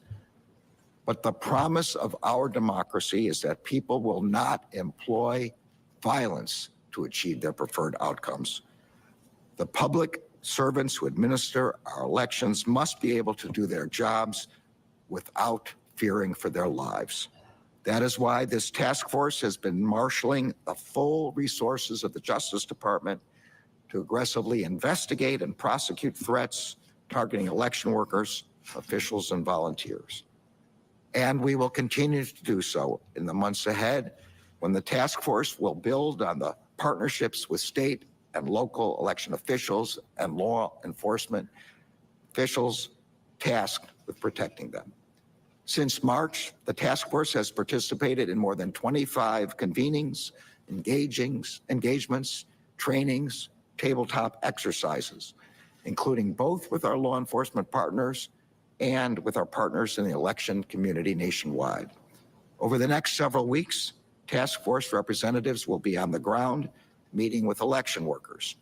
And in early November, both in advance of and after Election Day, the FBI will be hosting federal partners at its headquarters command center to address events, issues, and potential crimes related to the elections in real time. Election officials and administrators do not need to navigate this threat environment alone. We are here to support them and to make sure they can safely carry out their critical work. Protecting our democracy and protecting our elections was a founding purpose when the Justice Department was established in 1870. The department answered that charge then, and we will answer that charge today as we confront those who would use violence or threats of violence to attack those who administer our elections. And now I'd like to ask the Deputy Attorney General to make some remarks. Thank you very much, Mr. Attorney General, and good afternoon, everyone. I also want to start by expressing my sympathies to the families who have been impacted by yet another horrific act of gun violence, this time in Winder, Georgia. I also want to extend the department's support for and solidarity with the members of law enforcement and community members who are responding to this tragedy. Now, we are fewer than 65 days out from the election, And this convening reflects the 2024 diverse- elections. You just heard it from AG Merrick Garland, the DOJ seizing 32 internet domains they say have been used by the Russian government and government-sponsored actors to engage in what they're calling the doppelganger influence campaign by spreading propaganda intended to reduce international support for Ukraine, bolster support for pro-Russian policies, and in turn influence American voters here at home as we are just weeks away from our election. For months, the Biden administration has been publicly warning of Russia's efforts to do this and influence Americans through disinformation and propaganda to try and create this distrust within our election process. Our Justice and Homeland Security reporter, Jack Date, has been following what we've been listening to as well. So bottom line, Jack, what does this mean? The Russians don't win, or do we still need to be worried here? Well, I think what it means is the Russians never stop, right? The Russians have been at it for decades. We saw it most acutely most recently in 2016, again in 2020. They're still at it in 2024. They haven't stopped. They find new means and methods. This one that the Justice Department acted on today takes out these basically internet hosting sites that they're pushing propaganda through. Basically, they're pushing through fake articles posing as made to look like articles that are from reliable news sources like the Washington Post or and others. And so they completely fabricated a lot of this propaganda and pushed it out to these sites that were spoofing real websites to try to trick people into believing their propaganda. And this has been a persistent effort. This particular Operation Doppelganger goes straight to the top. They have evidence that they describe in these court records that go all the way to Putin's inner circle. So this is a very concerted effort to continue to sow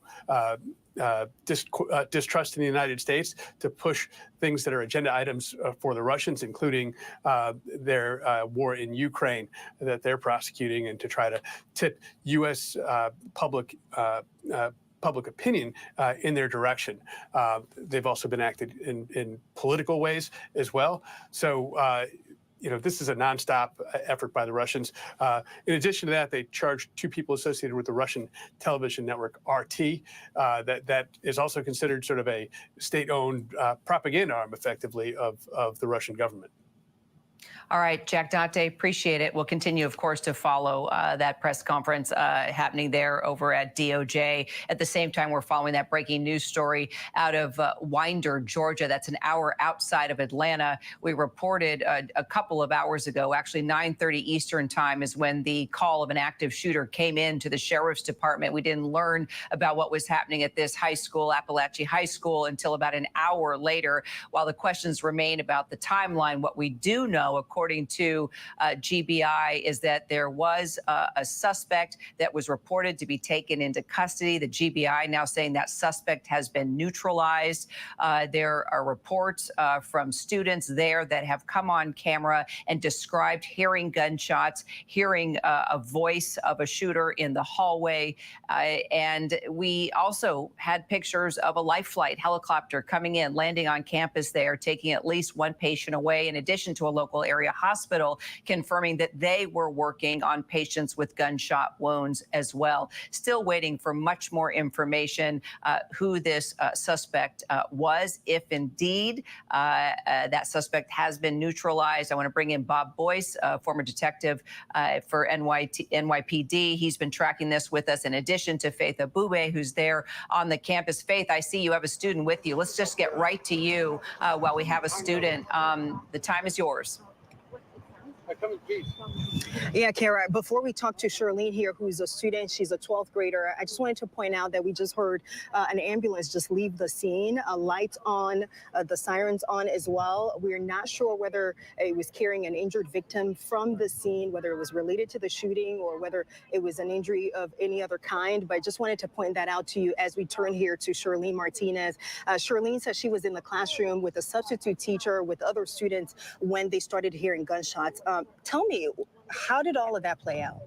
Okay, so I was in the classroom, and basically, I was just like doing my work, and like some minutes after, like I heard some gunshots, and it appeared to be like they were like that, and basically, After that, sorry, it's gonna forget. That's okay. How did so after you guys heard the gunshots, how did your substitute teacher react? How were students in the classroom Okay, so reacting after? they didn't really know like how gunshots sounded, so they were like really like shocked by the noise. They thought that something fell like out there in the bathroom or something, because like in the hallway there's like a bathroom right there.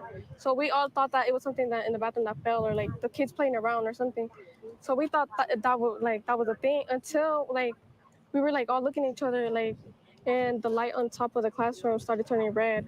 So that's when like we were like, no, this is serious. So that's whenever like we all like shook to the corner, and somebody closed the door. I don't know who closed the door, but somebody closed the door, and then they started stacking up tables like on top of the. So barricading the Yes, door. like barricading, like keeping it safe.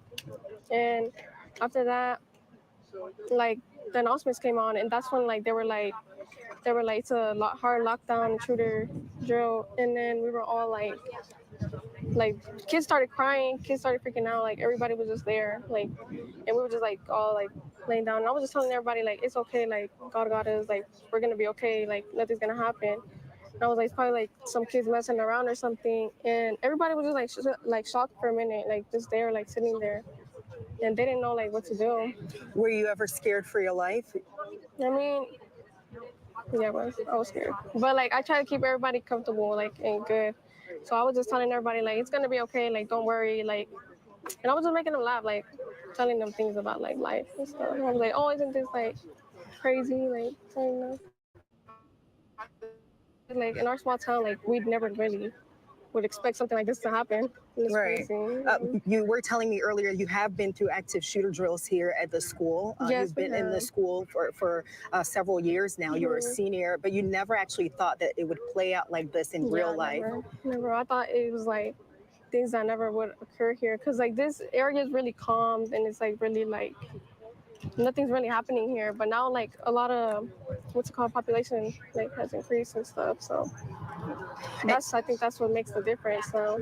So at some point, you guys were able to evacuate your classroom. Tell me about that. Okay, so first like we heard like police officers going in. I don't know if it was the SWAT team or who it was, but we heard police officers coming in the hallways, because you can hear them like saying stuff. So basically they were just going around, and then at first they were just looking. They did like one route, I guess, and then they did a second route, and then they like came in, but they came in like pointing their like guns out at everybody, and they're telling us like, do y'all know everybody in your classroom? Do y'all know everybody in here? And then we were like, yeah, we do, like, and then they were like, okay. And then that's whenever they were like, okay, just stay here put for a minute. And they went around doing that again. And then on the third round, like they came back and actually told us that we could like, we're leaving. So they were like, let's go, let's evacuate. That's when we started like heading out. But they told us we couldn't take none of our stuff. So I grabbed my book bag and I just took everything out. But I managed to get my keys and everything that was mine. So a lot of people still have their items still in those classrooms. Yes, They were all our able. book bags, everything. Wow. Was in there. Or like I think kids did take some, but I don't really think so, because I didn't see nobody with their book bags. Well, no, they weren't allowing, because they had us like this. Yeah. For about an hour or so, we saw video overhead from helicopters showing just hundreds of people near the football field. Can you tell me about that? Oh yeah, they were telling everybody to go into the football fields. I don't know. They were just like telling us to stay there, like go there and just like be there. But they weren't like allowing nobody to come outside. They were just like allowing people to come inside. And apparently they were doing like head count to see how many people were in and out. But like at that time, like we heard that like they only found one shooter, but people are saying there's three. We don't know how many there are. We don't know who the shooter is, but we do know like what my friend saw. Mm-hmm. And you were telling me you had to give a statement to police as part of. Yeah, before exiting, we had to give out our statement to the police officers and like the people there in front, because they had a line that said you can leave here, like if you didn't hear or like see anything, so you could. It was a faster lane, and on this lane it was like they were letting people write their statement down before they left. And just finally, just tell me, just having been through something like this, how are you feeling now that you've had a chance to process all of this? I mean, it's sad. Like this is all sad because like people, like I know my sister knows like one of the kids that got shot, and it's like we all know these people, and like this is like a community, like Appalachia, like mostly all the kids know each other. They know each other from other people. They know like they're all connected. Everybody's connected. Like we all know each other somehow, and it's like kind of sad to see like people that got shot. But I don't know who like died or anything. But I seen a video, like somebody sent me a video where like somebody was like, it was a teacher dead on the ground, but we don't really know. Well, Shirley, I'm glad you're okay and your sister is okay as well. Kara, we've heard from other students who had similar accounts as well, who believe that they know some of these casualties. At this point, police are not actually confirming whether there have been any deaths, but they do say there have been injuries. At least one person is being treated at a level 1 trauma center, Grady Hospital in Atlanta. And so right now we're just waiting for another update in just a couple of hours or so. And so scene is still active at this point. There are still students here who are reuniting with their families. They're waiting for parents to pick them up, or like Charlene here, they're trying to find their siblings so that they can head home. And so we'll stay on top of this and bring you any updates we can learn from the scene. Kara. All right, Faith, appreciate it. Appreciate the interview with Charlene as well. And if indeed that's true, that there's video circulating possibly of one of the teachers in the room that was shot, that's just going to be heartbreaking. Charlene saying already the students talking about that and that there is video out there. Bob Boyce, let me bring you into this conversation. We're trying to figure out what the deal is with the suspect. The sheriff said the suspect was in custody. We've been reporting the suspect is in custody. Now the GBI is coming forward saying that the suspect has been neutralized. Do you believe that means that they took out the shooter, that he's dead? That's generally what it means, Kara. When someone's been neutralized, this person was shot. That wasn't confirmed, but that's what the GBI is saying, which is in charge of the investigation. And that came after the information put out by the Sheriff Judd Smith today. So that's what we're hearing now. A lot of misinformation going out right now. We're hearing multiple deaths from different agencies. So some clarification on these things would help greatly as dispel misinformation on this. That young lady described exactly what protocols happened. There was a red light in the room. They bolted the door. They blocked the door. Exactly. And then waited for police to come in and free them up and to identify them. So that's how these protocols work. And they save lives. So it worked well here. These things are always chaotic. You see when people are being forced into a location by the football field, that helps. But with that larger student body, it's tough to handle at some point. Interestingly enough, this young lady also said she was interviewed by police as to her statements. And that usually happens at those locations. So that's part of the protocol as well, to find out whatever information they can pass along that's immediately sent to investigators at the school. And a number of students are starting to be interviewed, Bob. One student, a senior there at Appalachia High School, 17-year-old Sergio Caldera, said he was actually in chemistry class when he heard the gunshots, Bob. He's quoted here as saying, "My teacher goes and opens the door to see what's going on. Another teacher comes running in and tells her class to close the door because there's an active shooter." Caldera, the 17-year-old senior, goes on to say that his teacher locked the door and that the students ran to the back of the room, that they heard screams from outside as they all huddled up together. He also went on to say at some point, somebody actually pounded on his classroom door and shouted, open up, multiple times. When the knocking stopped, Caldera, this high school senior, said that he heard more gunshots and more screams. He said then it wasn't long after that that the class later evacuated to the football field. So if indeed this senior is describing what he heard correctly and what happened here, it's very possible, I'm just asking you, you're the pro here, but if it wasn't long after that the class was evacuated to the football field, it sounds like that possibly could have been the moment when police neutralized the suspect. That would fit into a timeline, there's no question, because they would not empty that room out until after the high school was cleared, which we're hearing is at 11:30. So we hear the response time has changed from multiple sources from 10:30 to 10:20. So that 9:30 timeline doesn't make sense at this point. So now you clear the school at 11:30. It gives you an hour to go class by class and pulling everybody out of there. This all is starting to tighten up a little bit, make more sense. And that size school, it's a pretty big school, a Ramley campus. So that makes sense. That's chilling information they got from that young man, pounding on the door, then more shots, and then a little time after they were brought out. So they're called ear witnesses, and they're important because if you put them in a certain spot, you're able to develop a tight timeline of events in your investigation. Got it, Bob. Thank you. And we are getting word now from the White House that Vice President Kamala Harris is actually expected to speak about the shooting here in Winder, Georgia, an hour outside of Atlanta at Appalachian High School. She is going to apparently make remarks before she begins at her campaign stop in New Hampshire. So we will take that live as soon as that happens. She has been briefed on the shooting and apparently now is going to make some remarks before her campaign rally. Let's go back to our Faith Abube, who's there on campus at Appalachian High School. She's been able to grab some of the students there that are waiting for their parents or a loved one to come pick them up. Faith, please, the floor is yours once again. Talk to us. Who do you have with you and what more can they tell us? Well, Kara, we're hearing more harrowing details about what happened inside that school early this morning, as you were just detailing there. We have with us Alexandria Romero. She's a sophomore, and you said you actually heard the gunshots. You were in second period at the time. Tell me what happened. I was in the hall next to it. So I heard it, but it was very like vaguely, you know? So the teachers came in and they were like, everybody get on the floor, cover yourselves. Like we were all like hugging each other.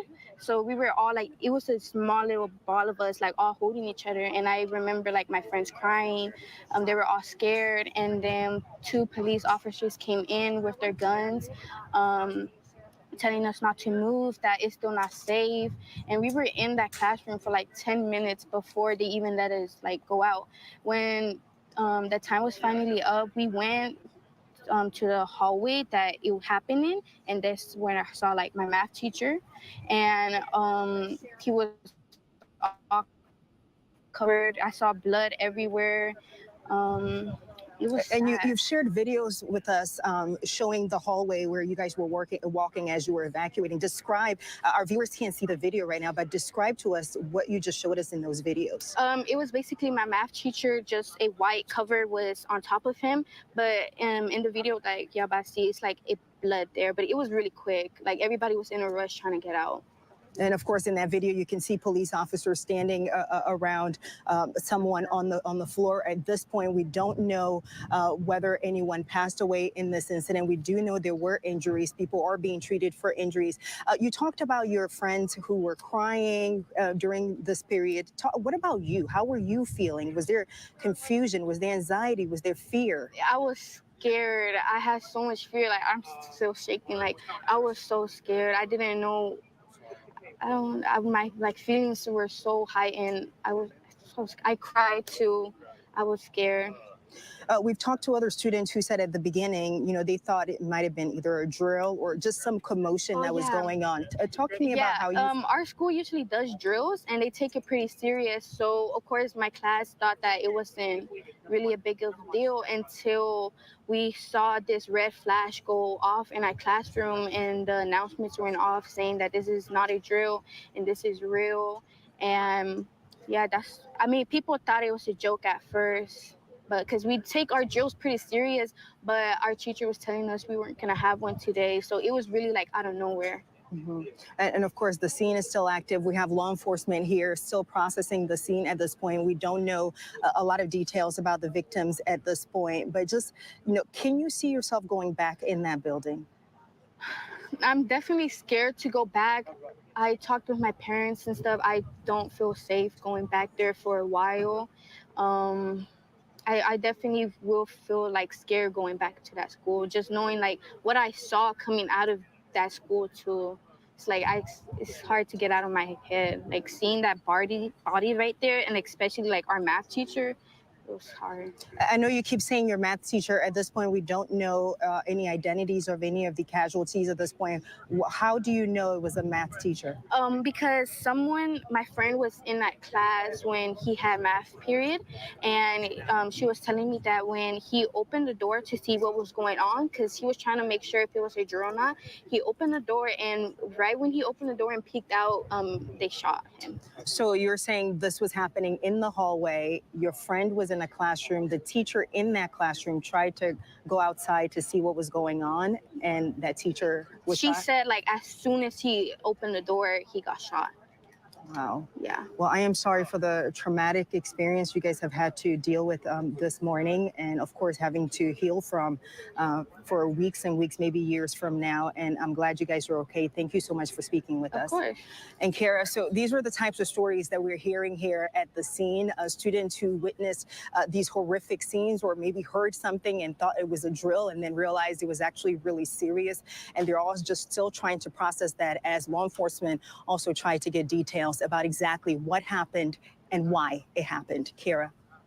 And Faith, we appreciate you grabbing these students. They're the ones with the firsthand accounts. It's incredible hearing what Alexandria had to say, and the fact that they had been drilling for instances like this, and now it happening only 1 month into school this year. I'm not sure if those gentlemen behind you, if you were looking to talk to them or interview them, were you wanting to talk to additional students, Faith, while we have you and we're enrolling coverage?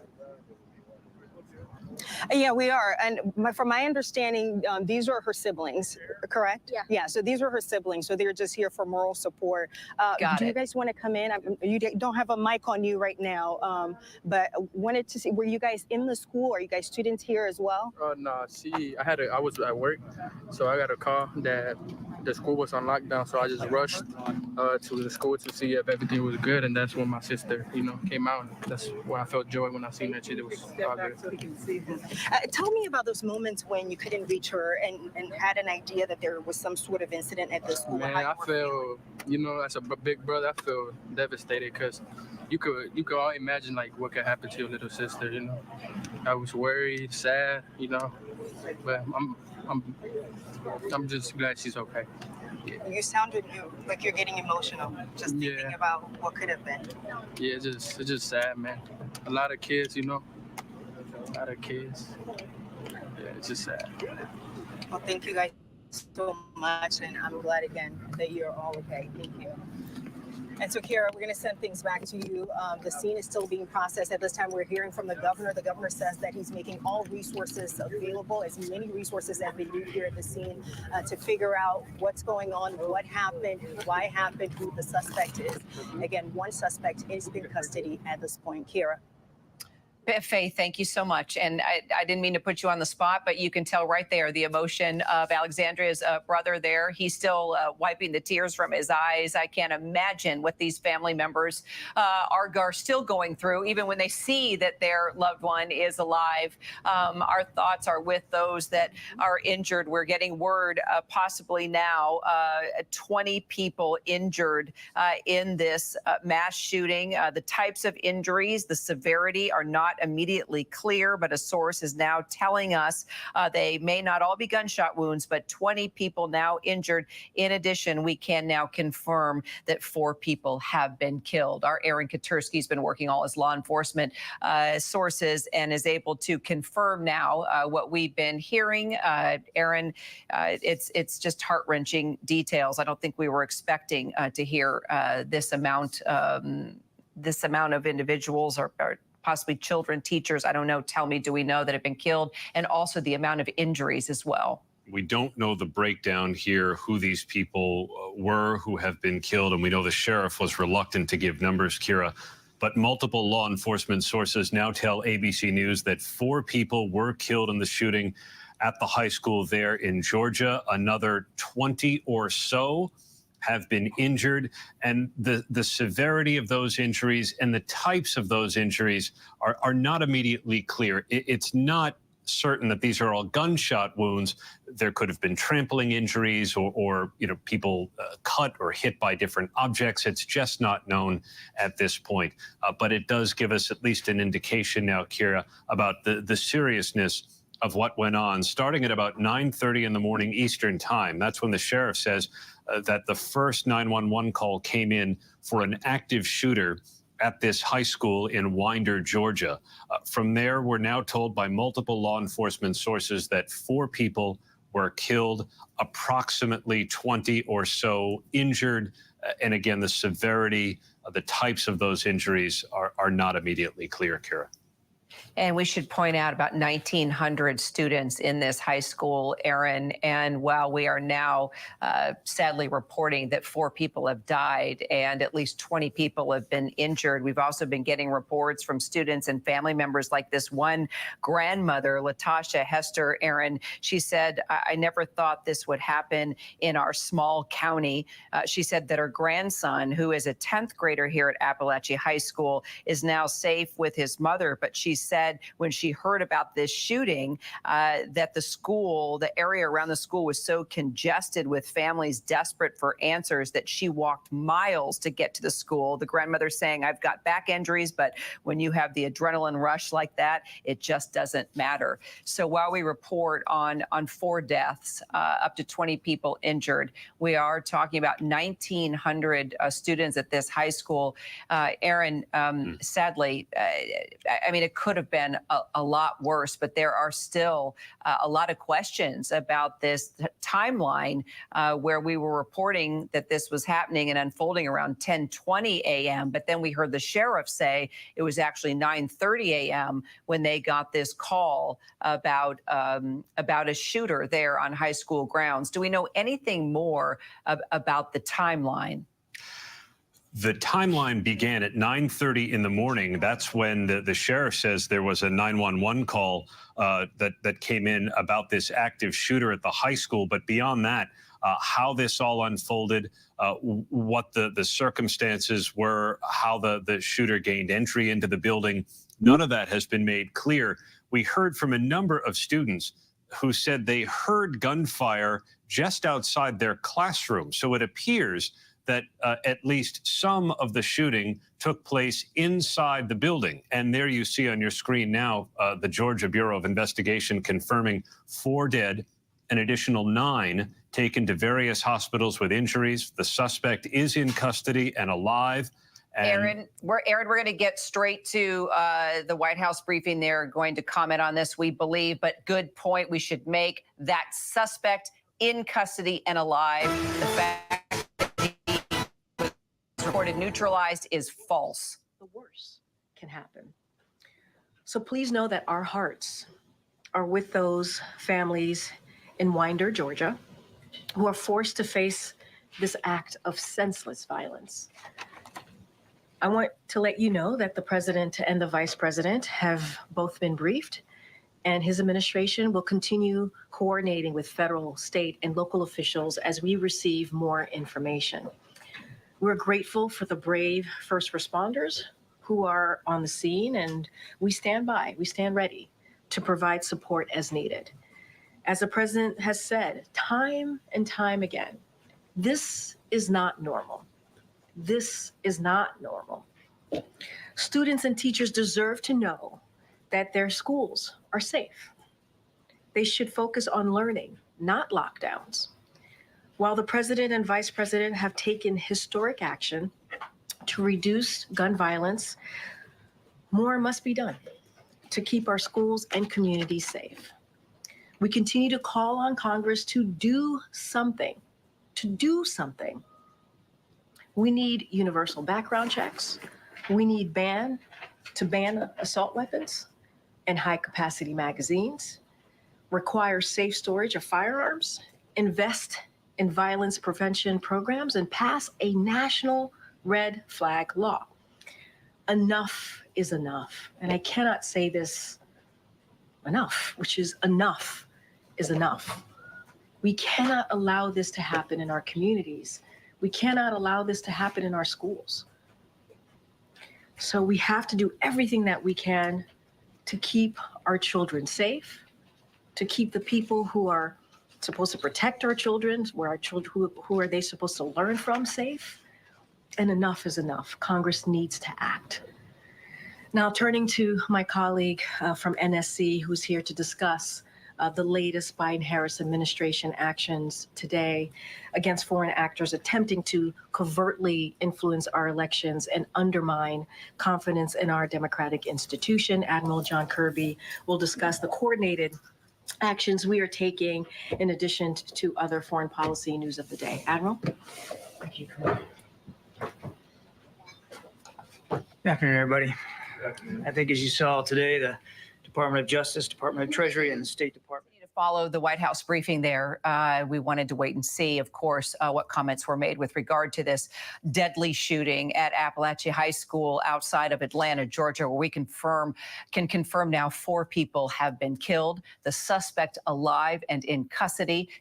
9 people injured and hospitalized, but possibly up to 20 people injured in that mass shooting. Vice President Kamala Harris has also been briefed on this high school shooting. She is expected at any moment now to address what has happened at a speech she is ready to give in New Hampshire, a planned rally to actually discuss her economic policy. Joining me now, senior White House correspondent Selena Wang at that rally in New Hampshire. Sad news to report on a day that clearly the vice president is looking to rally up voters once again. This is something, if she is to win the presidency, she's going to have to deal with, and that's going to be everything from issues of gun control to mental health to these mass shootings that are obviously not going to stop in our schools across this country. Selena. And Carrie, keeping our communities safer and signing into law tougher gun control policies is something that Vice President Harris has campaigned on. As you say, she's expected to take this stage any moment now. We've learned that she, as well as President Biden, have been briefed on this shooting and that she's going to make remarks about it before she launches into the main part of her speech. Now, Governor Walz, her running mate, also at a campaign stop earlier spoke about the shooting, saying he's heard about it, that it is a tragedy. And he said that we need to focus on how to prevent these kinds of tragedies from happening again. Now, President Biden also issued a statement on the shooting, Kira, and he said that instead of students going into their joyous back to school season, they now have, this has turned into another horrific reminder. He said that students across the country are learning how to duck and cover instead of how to read and write. We cannot continue to accept this as normal. He goes on to say that ending gun violence is very personal to him. He said he signed into law the Bipartisan Safer Communities Act. He said he established the first ever White House Office of Gun Violence Prevention, overseen by Vice President Harris. He said they've made significant progress, but that there needs to be much more. And Kira, President Biden has said that one of his top priorities in the last few months of his presidency is continuing to issue stronger condemnations and stronger policies on gun violence prevention. This is important to his legacy. And Kira, as you say, Vice President Harris wasn't expecting to talk about this during her campaign event here in New Hampshire. The focus of her remarks today is on boosting the economy, on helping small businesses, and encouraging entrepreneurship. May 26th. Selena, what more can you tell us now about just, her plan to help small business growth? There's been a lot of criticism. She hasn't given enough so far on the economy, on what she's going to do for small businesses, for working class families. Are we expected to get more details, more specifics during this rally? Yeah, Kira, we are going to get more specifics. And so far, you've really seen her economic message focus on boosting the middle class, everyday working class Americans. But today, Kira, she wants to show that she's also an ally of small businesses. So let me just tell you some of the key points that she's going to make today. So this includes expansion of tax deductions for startup costs by tenfold, from $5,000 to $50,000. She's also going to announce efforts to reduce red tape and ease regulations, including creating a standard deduction for small businesses. And all of this is part of her plan to help start 25 million new small businesses if elected. And Kira, we've talked about this before, but the economy is a vulnerability for Democrats. Her remarks today come as Trump consistently hammers her on the economy, on inflation, on higher prices. But Vice President Harris wants to turn that weakness into a strength, to talk about how she's going to not only boost the middle class and working class Americans, union workers, but also people who want to start small businesses. All right. Appreciate it so much, Selena. Clearly, we've got breaking news with this shooting that has taken place outside of Atlanta, Georgia. I'm trying to work information and details on that. But before we update you, we do have the number 3 Republican in the House, Minnesota Congressman Tom Emmer, joining me now.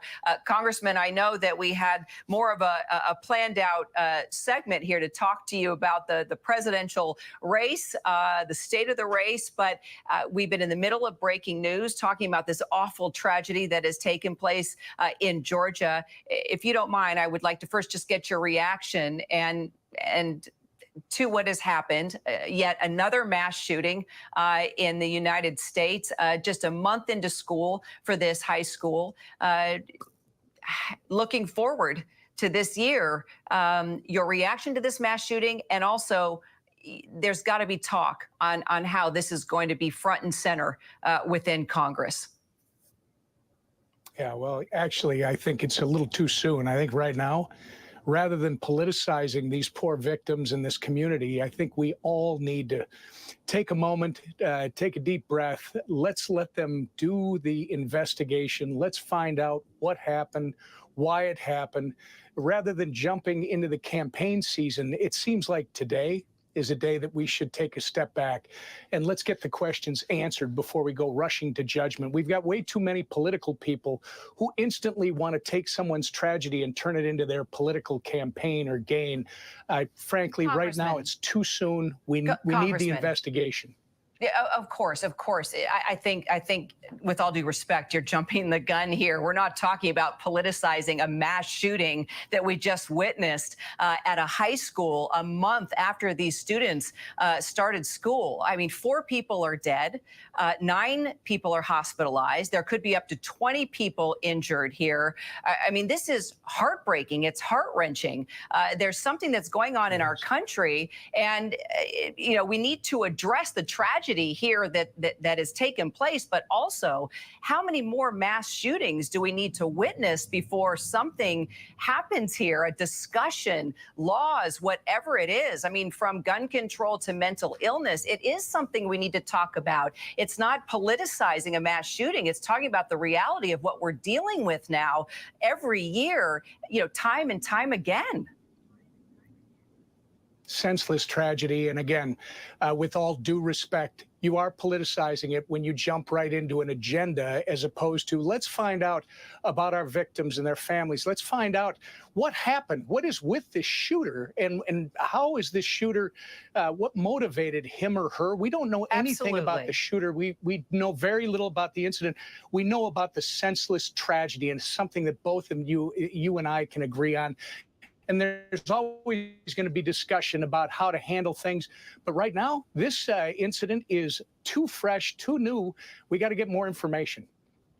Absolutely, and we are waiting. We're waiting for information. There was a lack of information actually about this shooter. At first, we were told he was in custody, and then he was neutralized. Now we can confirm he is in custody, and you're so right. There is so much more to know about why this happened, a motive, the background, all of that, which definitely we want to know more about in order to move forward. And of course, hopefully one day, Congressman, we can prevent this from even happening. There's so much going on within our schools and among our children. And I think you and I can agree it is hard to raise kids nowadays, and the influences that are out there, it's gut-wrenching. Let's move on to 62 days actually from Election Day now. The race is in a dead heat. Yeah, really. Who's counting? Who's following this big story? I think all of us. It's tight right now, and especially in the swing states. So let's talk about what does former President Donald Trump need to do right now to put Republicans over the top in states like Georgia, Nevada, Pennsylvania. Well, I think Donald Trump will do just fine. I think now that we're past Labor Day, this debate that we'll have on September 10th will be very important. Donald Trump has the advantage of being able to say to American voters, you saw what an economy was under a Trump administration prior to the pandemic. It can be that again. You saw what a secure southern border meant to controlling crime and fentanyl overdoses across our country and all our small cities. You saw what peace and security looks like around the world under a Trump administration versus Kamala Harris, who with Joe Biden, apparently now she wants to go out and I think the word is reset on the economy. what, is she going to tell us Bidenomics is working again? It's kind of like somebody tells me that, hey, inflation is under control, the numbers the government are giving, this is all okay. I got news for you. Americans go into the grocery store every week. They got to go to the pump every week, and they see that they're paying 20% more on, and that's on the low end, I believe, than they did just 3.5 years ago. In my state, the average Minnesota family spending $1,200 more a month than they did just 3.5 years ago. And the southern border's wide open. You've got tens of millions of people who have come in through the southern border that haven't been vetted. We don't even know where 40% of these people are. And then you have crises all around the globe because of a lack of leadership coming out of the White House. So I think the contrast is good, maybe even better than good. And if you would have told me a year and a half ago that Donald Trump would be within the margin of error, up or down by a point or two in all the battleground states, I would have said, we'll take it. Now let's have the American public meet Kamala Harris and actually listen to her in her own words. Let's find out where she is on the economy. Let's find out where she is on the border, which she's never really been to. Let's find out where she is on foreign policy. I think Donald Trump has the advantage because he already has a record.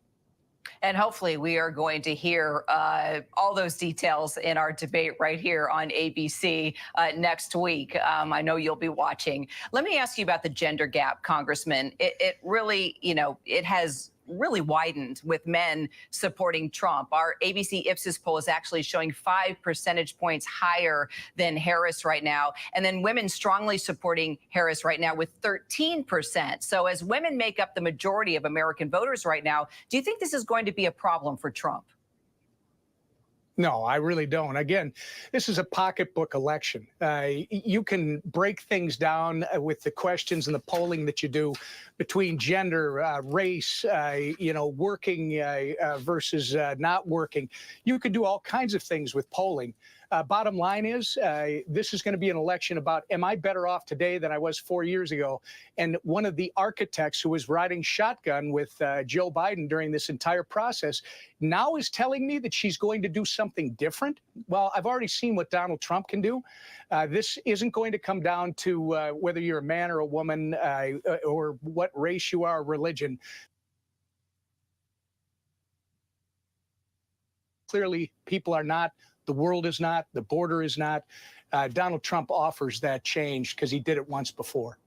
Let's talk about abortion. You have said you are unapologetically pro-life, but the former president has been flip-flopping on abortion, even softening his stance on the issue, recently saying you need more than 6 weeks. Are you concerned that the former president is choosing politics over pro-life principles right now? I don't think so. I think you've completely misread what he said. He's been very clear. He said the Supreme Court has decided this issue. This is a state issue. You should be talking to your state legislators because that's not something the federal government's going to be involved in. Well, Trump also recently announced that he supports government funding for IVF or mandating that insurance covers it. You have said you are unapologetically pro-IVF as well, but some congressional Republicans have killed a lot of efforts to fund it. Senator Lindsey Graham poured cold water on Trump's plan just this Sunday on our show this week. Do you support federal funding or mandating insurance coverage? And why should voters believe that Republicans will protect this procedure? I think because it doesn't matter if you're a Republican or a Democrat or something else with your political persuasion. People who want to have families, and this is a way that they can do that, we should all be supportive of that. The funding piece of it, I think I understand why people would be hesitant because you got a $34 trillion debt. You got a budget that's bleeding $1.5 to $1.7 trillion a year. You've got some major financial obstacles in front of you, but I applaud President Trump for standing with the people who have used this, regardless of their party persuasion, their politics, to start a family. So you wouldn't vote for it? I didn't say that. I didn't say that at all. You said we have too much debt.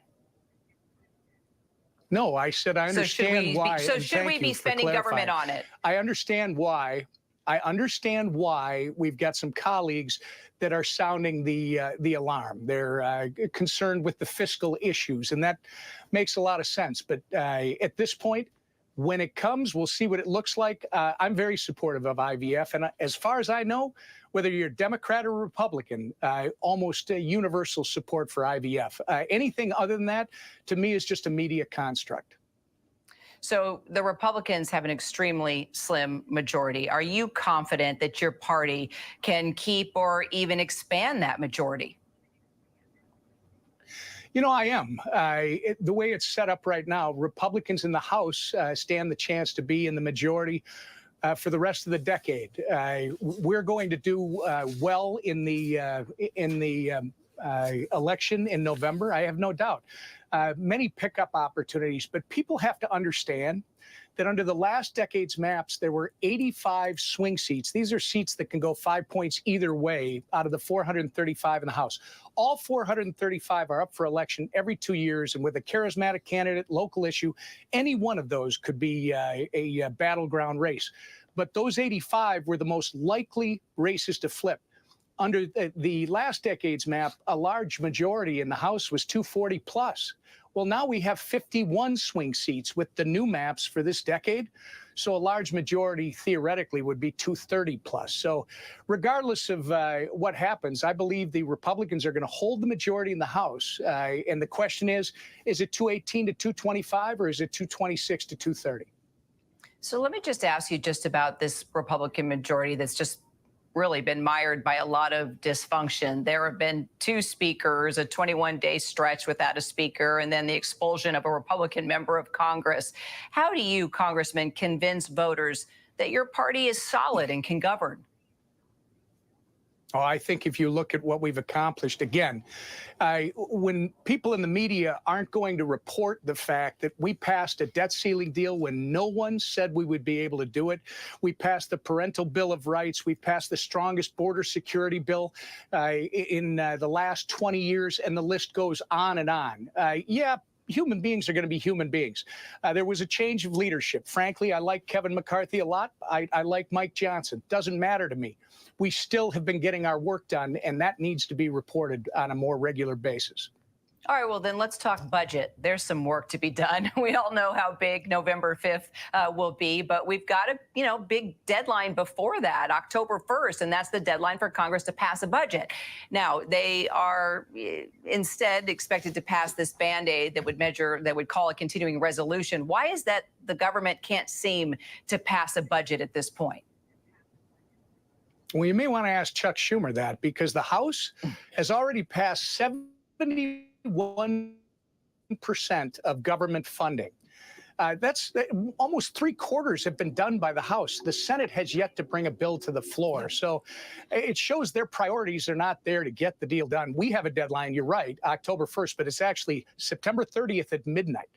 And we're going to have a plan to fund the government by September 30th at midnight that both a Democrat-controlled Senate and a Republican-controlled House can agree on. And I'm confident we'll be able to do that. By the way, we do have Chuck Schumer on this evening, so be sure to tune in. I'd love to know your thoughts. Yeah, there you go. We'll have both sides, Congressman. Maybe I'll take a little sound from our interview. Yeah, there we go, right? We're keeping it. What's fair for the gander is fair for the goose. Yes. I appreciate it. All right. 2 more questions, if you don't mind. You ran for Speaker of the House last year. You were briefly the Republican nominee until the former president posted his opposition. He reportedly said, I killed him. I killed him. It was pretty strong words. You have since endorsed the former president and appeared at events with him. Why do that for a man that was openly, throwing you under the bus? I've always wanted to know this from you ever since that moment happened. Come on. Tell me. Come on, sticks and stones. You can call me whatever you want. I know who I am. And the president and I have a great relationship. We're on the same page because guess what? We have the same goal. You got to restore America's economy so that it works for everybody. You got to secure your southern border, and you got to control the crime in all your cities across this country. And we got to have peace and stability around the globe. I think I'll support anybody and I'll work with anybody who has those goals in mind. That's why we're completely unified on this campaign. Well, I can understand he said some pretty nasty things to me during the briefings at the White House, and we seem to come out on the other side and be able to still have some tough questions, but respect. So it is interesting, though. There are people that Donald Trump has gone after, and it's remained not so comfy, you should say, when you're in the room. But you were once very friendly with Governor Tim Walz, also, serving with him in Minnesota's congressional delegations. You're now, pretty critical of him. Tell me what's changed. What's your concern, especially since he's on the ticket now with Kamala Harris? When Tim was elected first as the governor of our state, I actually obviously was disappointed. I wanted the Republican to win, but I figured Tim Walz would govern like a outstate traditional Democrat from farm country. And boy, was I wrong. Apparently, while he was in Congress, he behaved one way because he represented a southern Minnesota, greater Minnesota district that was primarily ag and business. And he behaved one way when he was representing those people. But when he became the governor, he started representing Minneapolis and St. Paul. And it is every liberal crazy thing. He blew through $18 billion of surplus last year. He had the audacity to tax Minnesotans and add new fees, by the way, of another $9 billion. And he's put us on a crash course to a $2.5 billion deficit. So, I could go on and on, but I'll just stop there. Tim, by the way, in the last gubernatorial race, barely won with 52% of the vote. And he lost his congressional seat that he held for 8 years. He lost it by almost 10 points. He's not the guy that he said he was. And I think Minnesotans have recognized that. Tell you what, November is going to be an interesting month. And of course, all the days leading up to it. Majority Whip Tom Emmer, I really appreciate your time. Thanks so much for joining me, sir. Thank you. Hope you'll keep streaming with us, too. As we said later, Senate Majority Leader Chuck Schumer joins us right here on ABC News Live, 5:30 Eastern. Then on September 10th, as we mentioned, Vice President Harris and former President Trump set to debate for the first time right here on ABC News. Again, that's September 10th, 9 o'clock Eastern. You can watch it right here on ABC News Live. We'll be right back.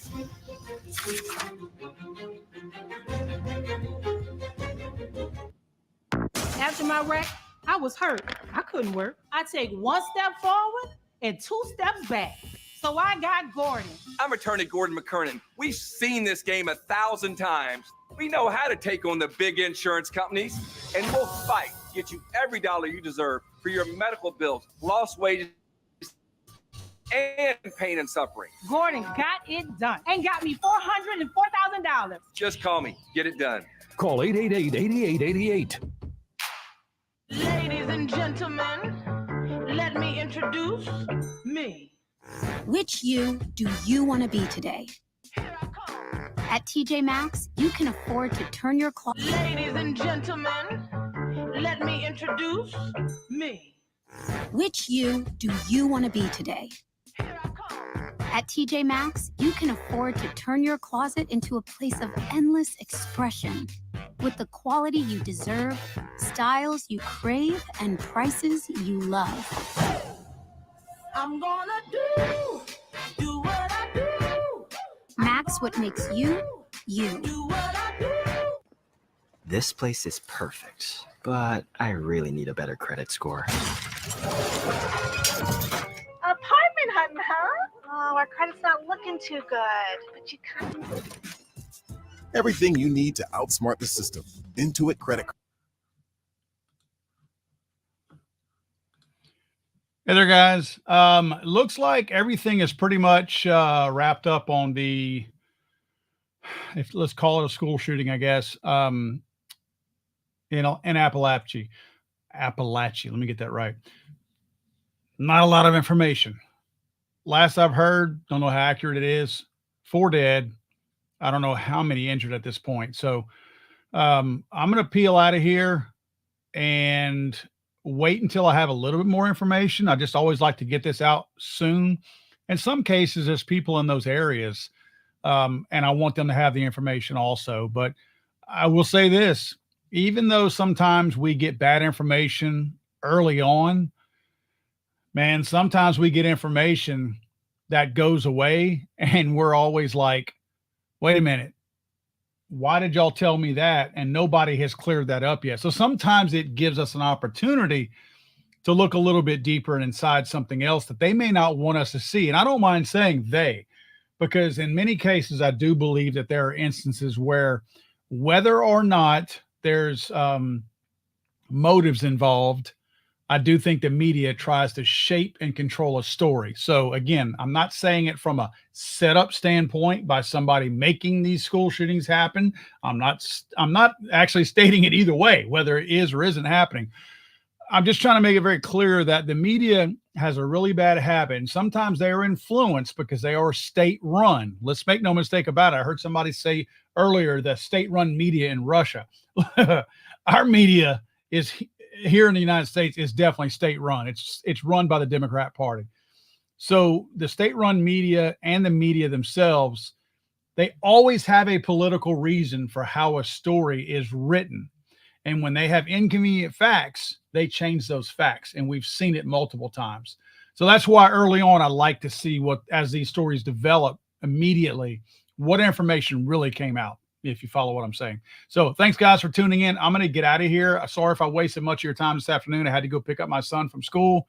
We are back now. I'm going to work on a video. Hopefully I'll have a video out this afternoon. I can't guarantee that because I'm a little behind schedule now. But nevertheless, I am going to get out of here and let you guys continue on with your day. Hope you guys have a great day.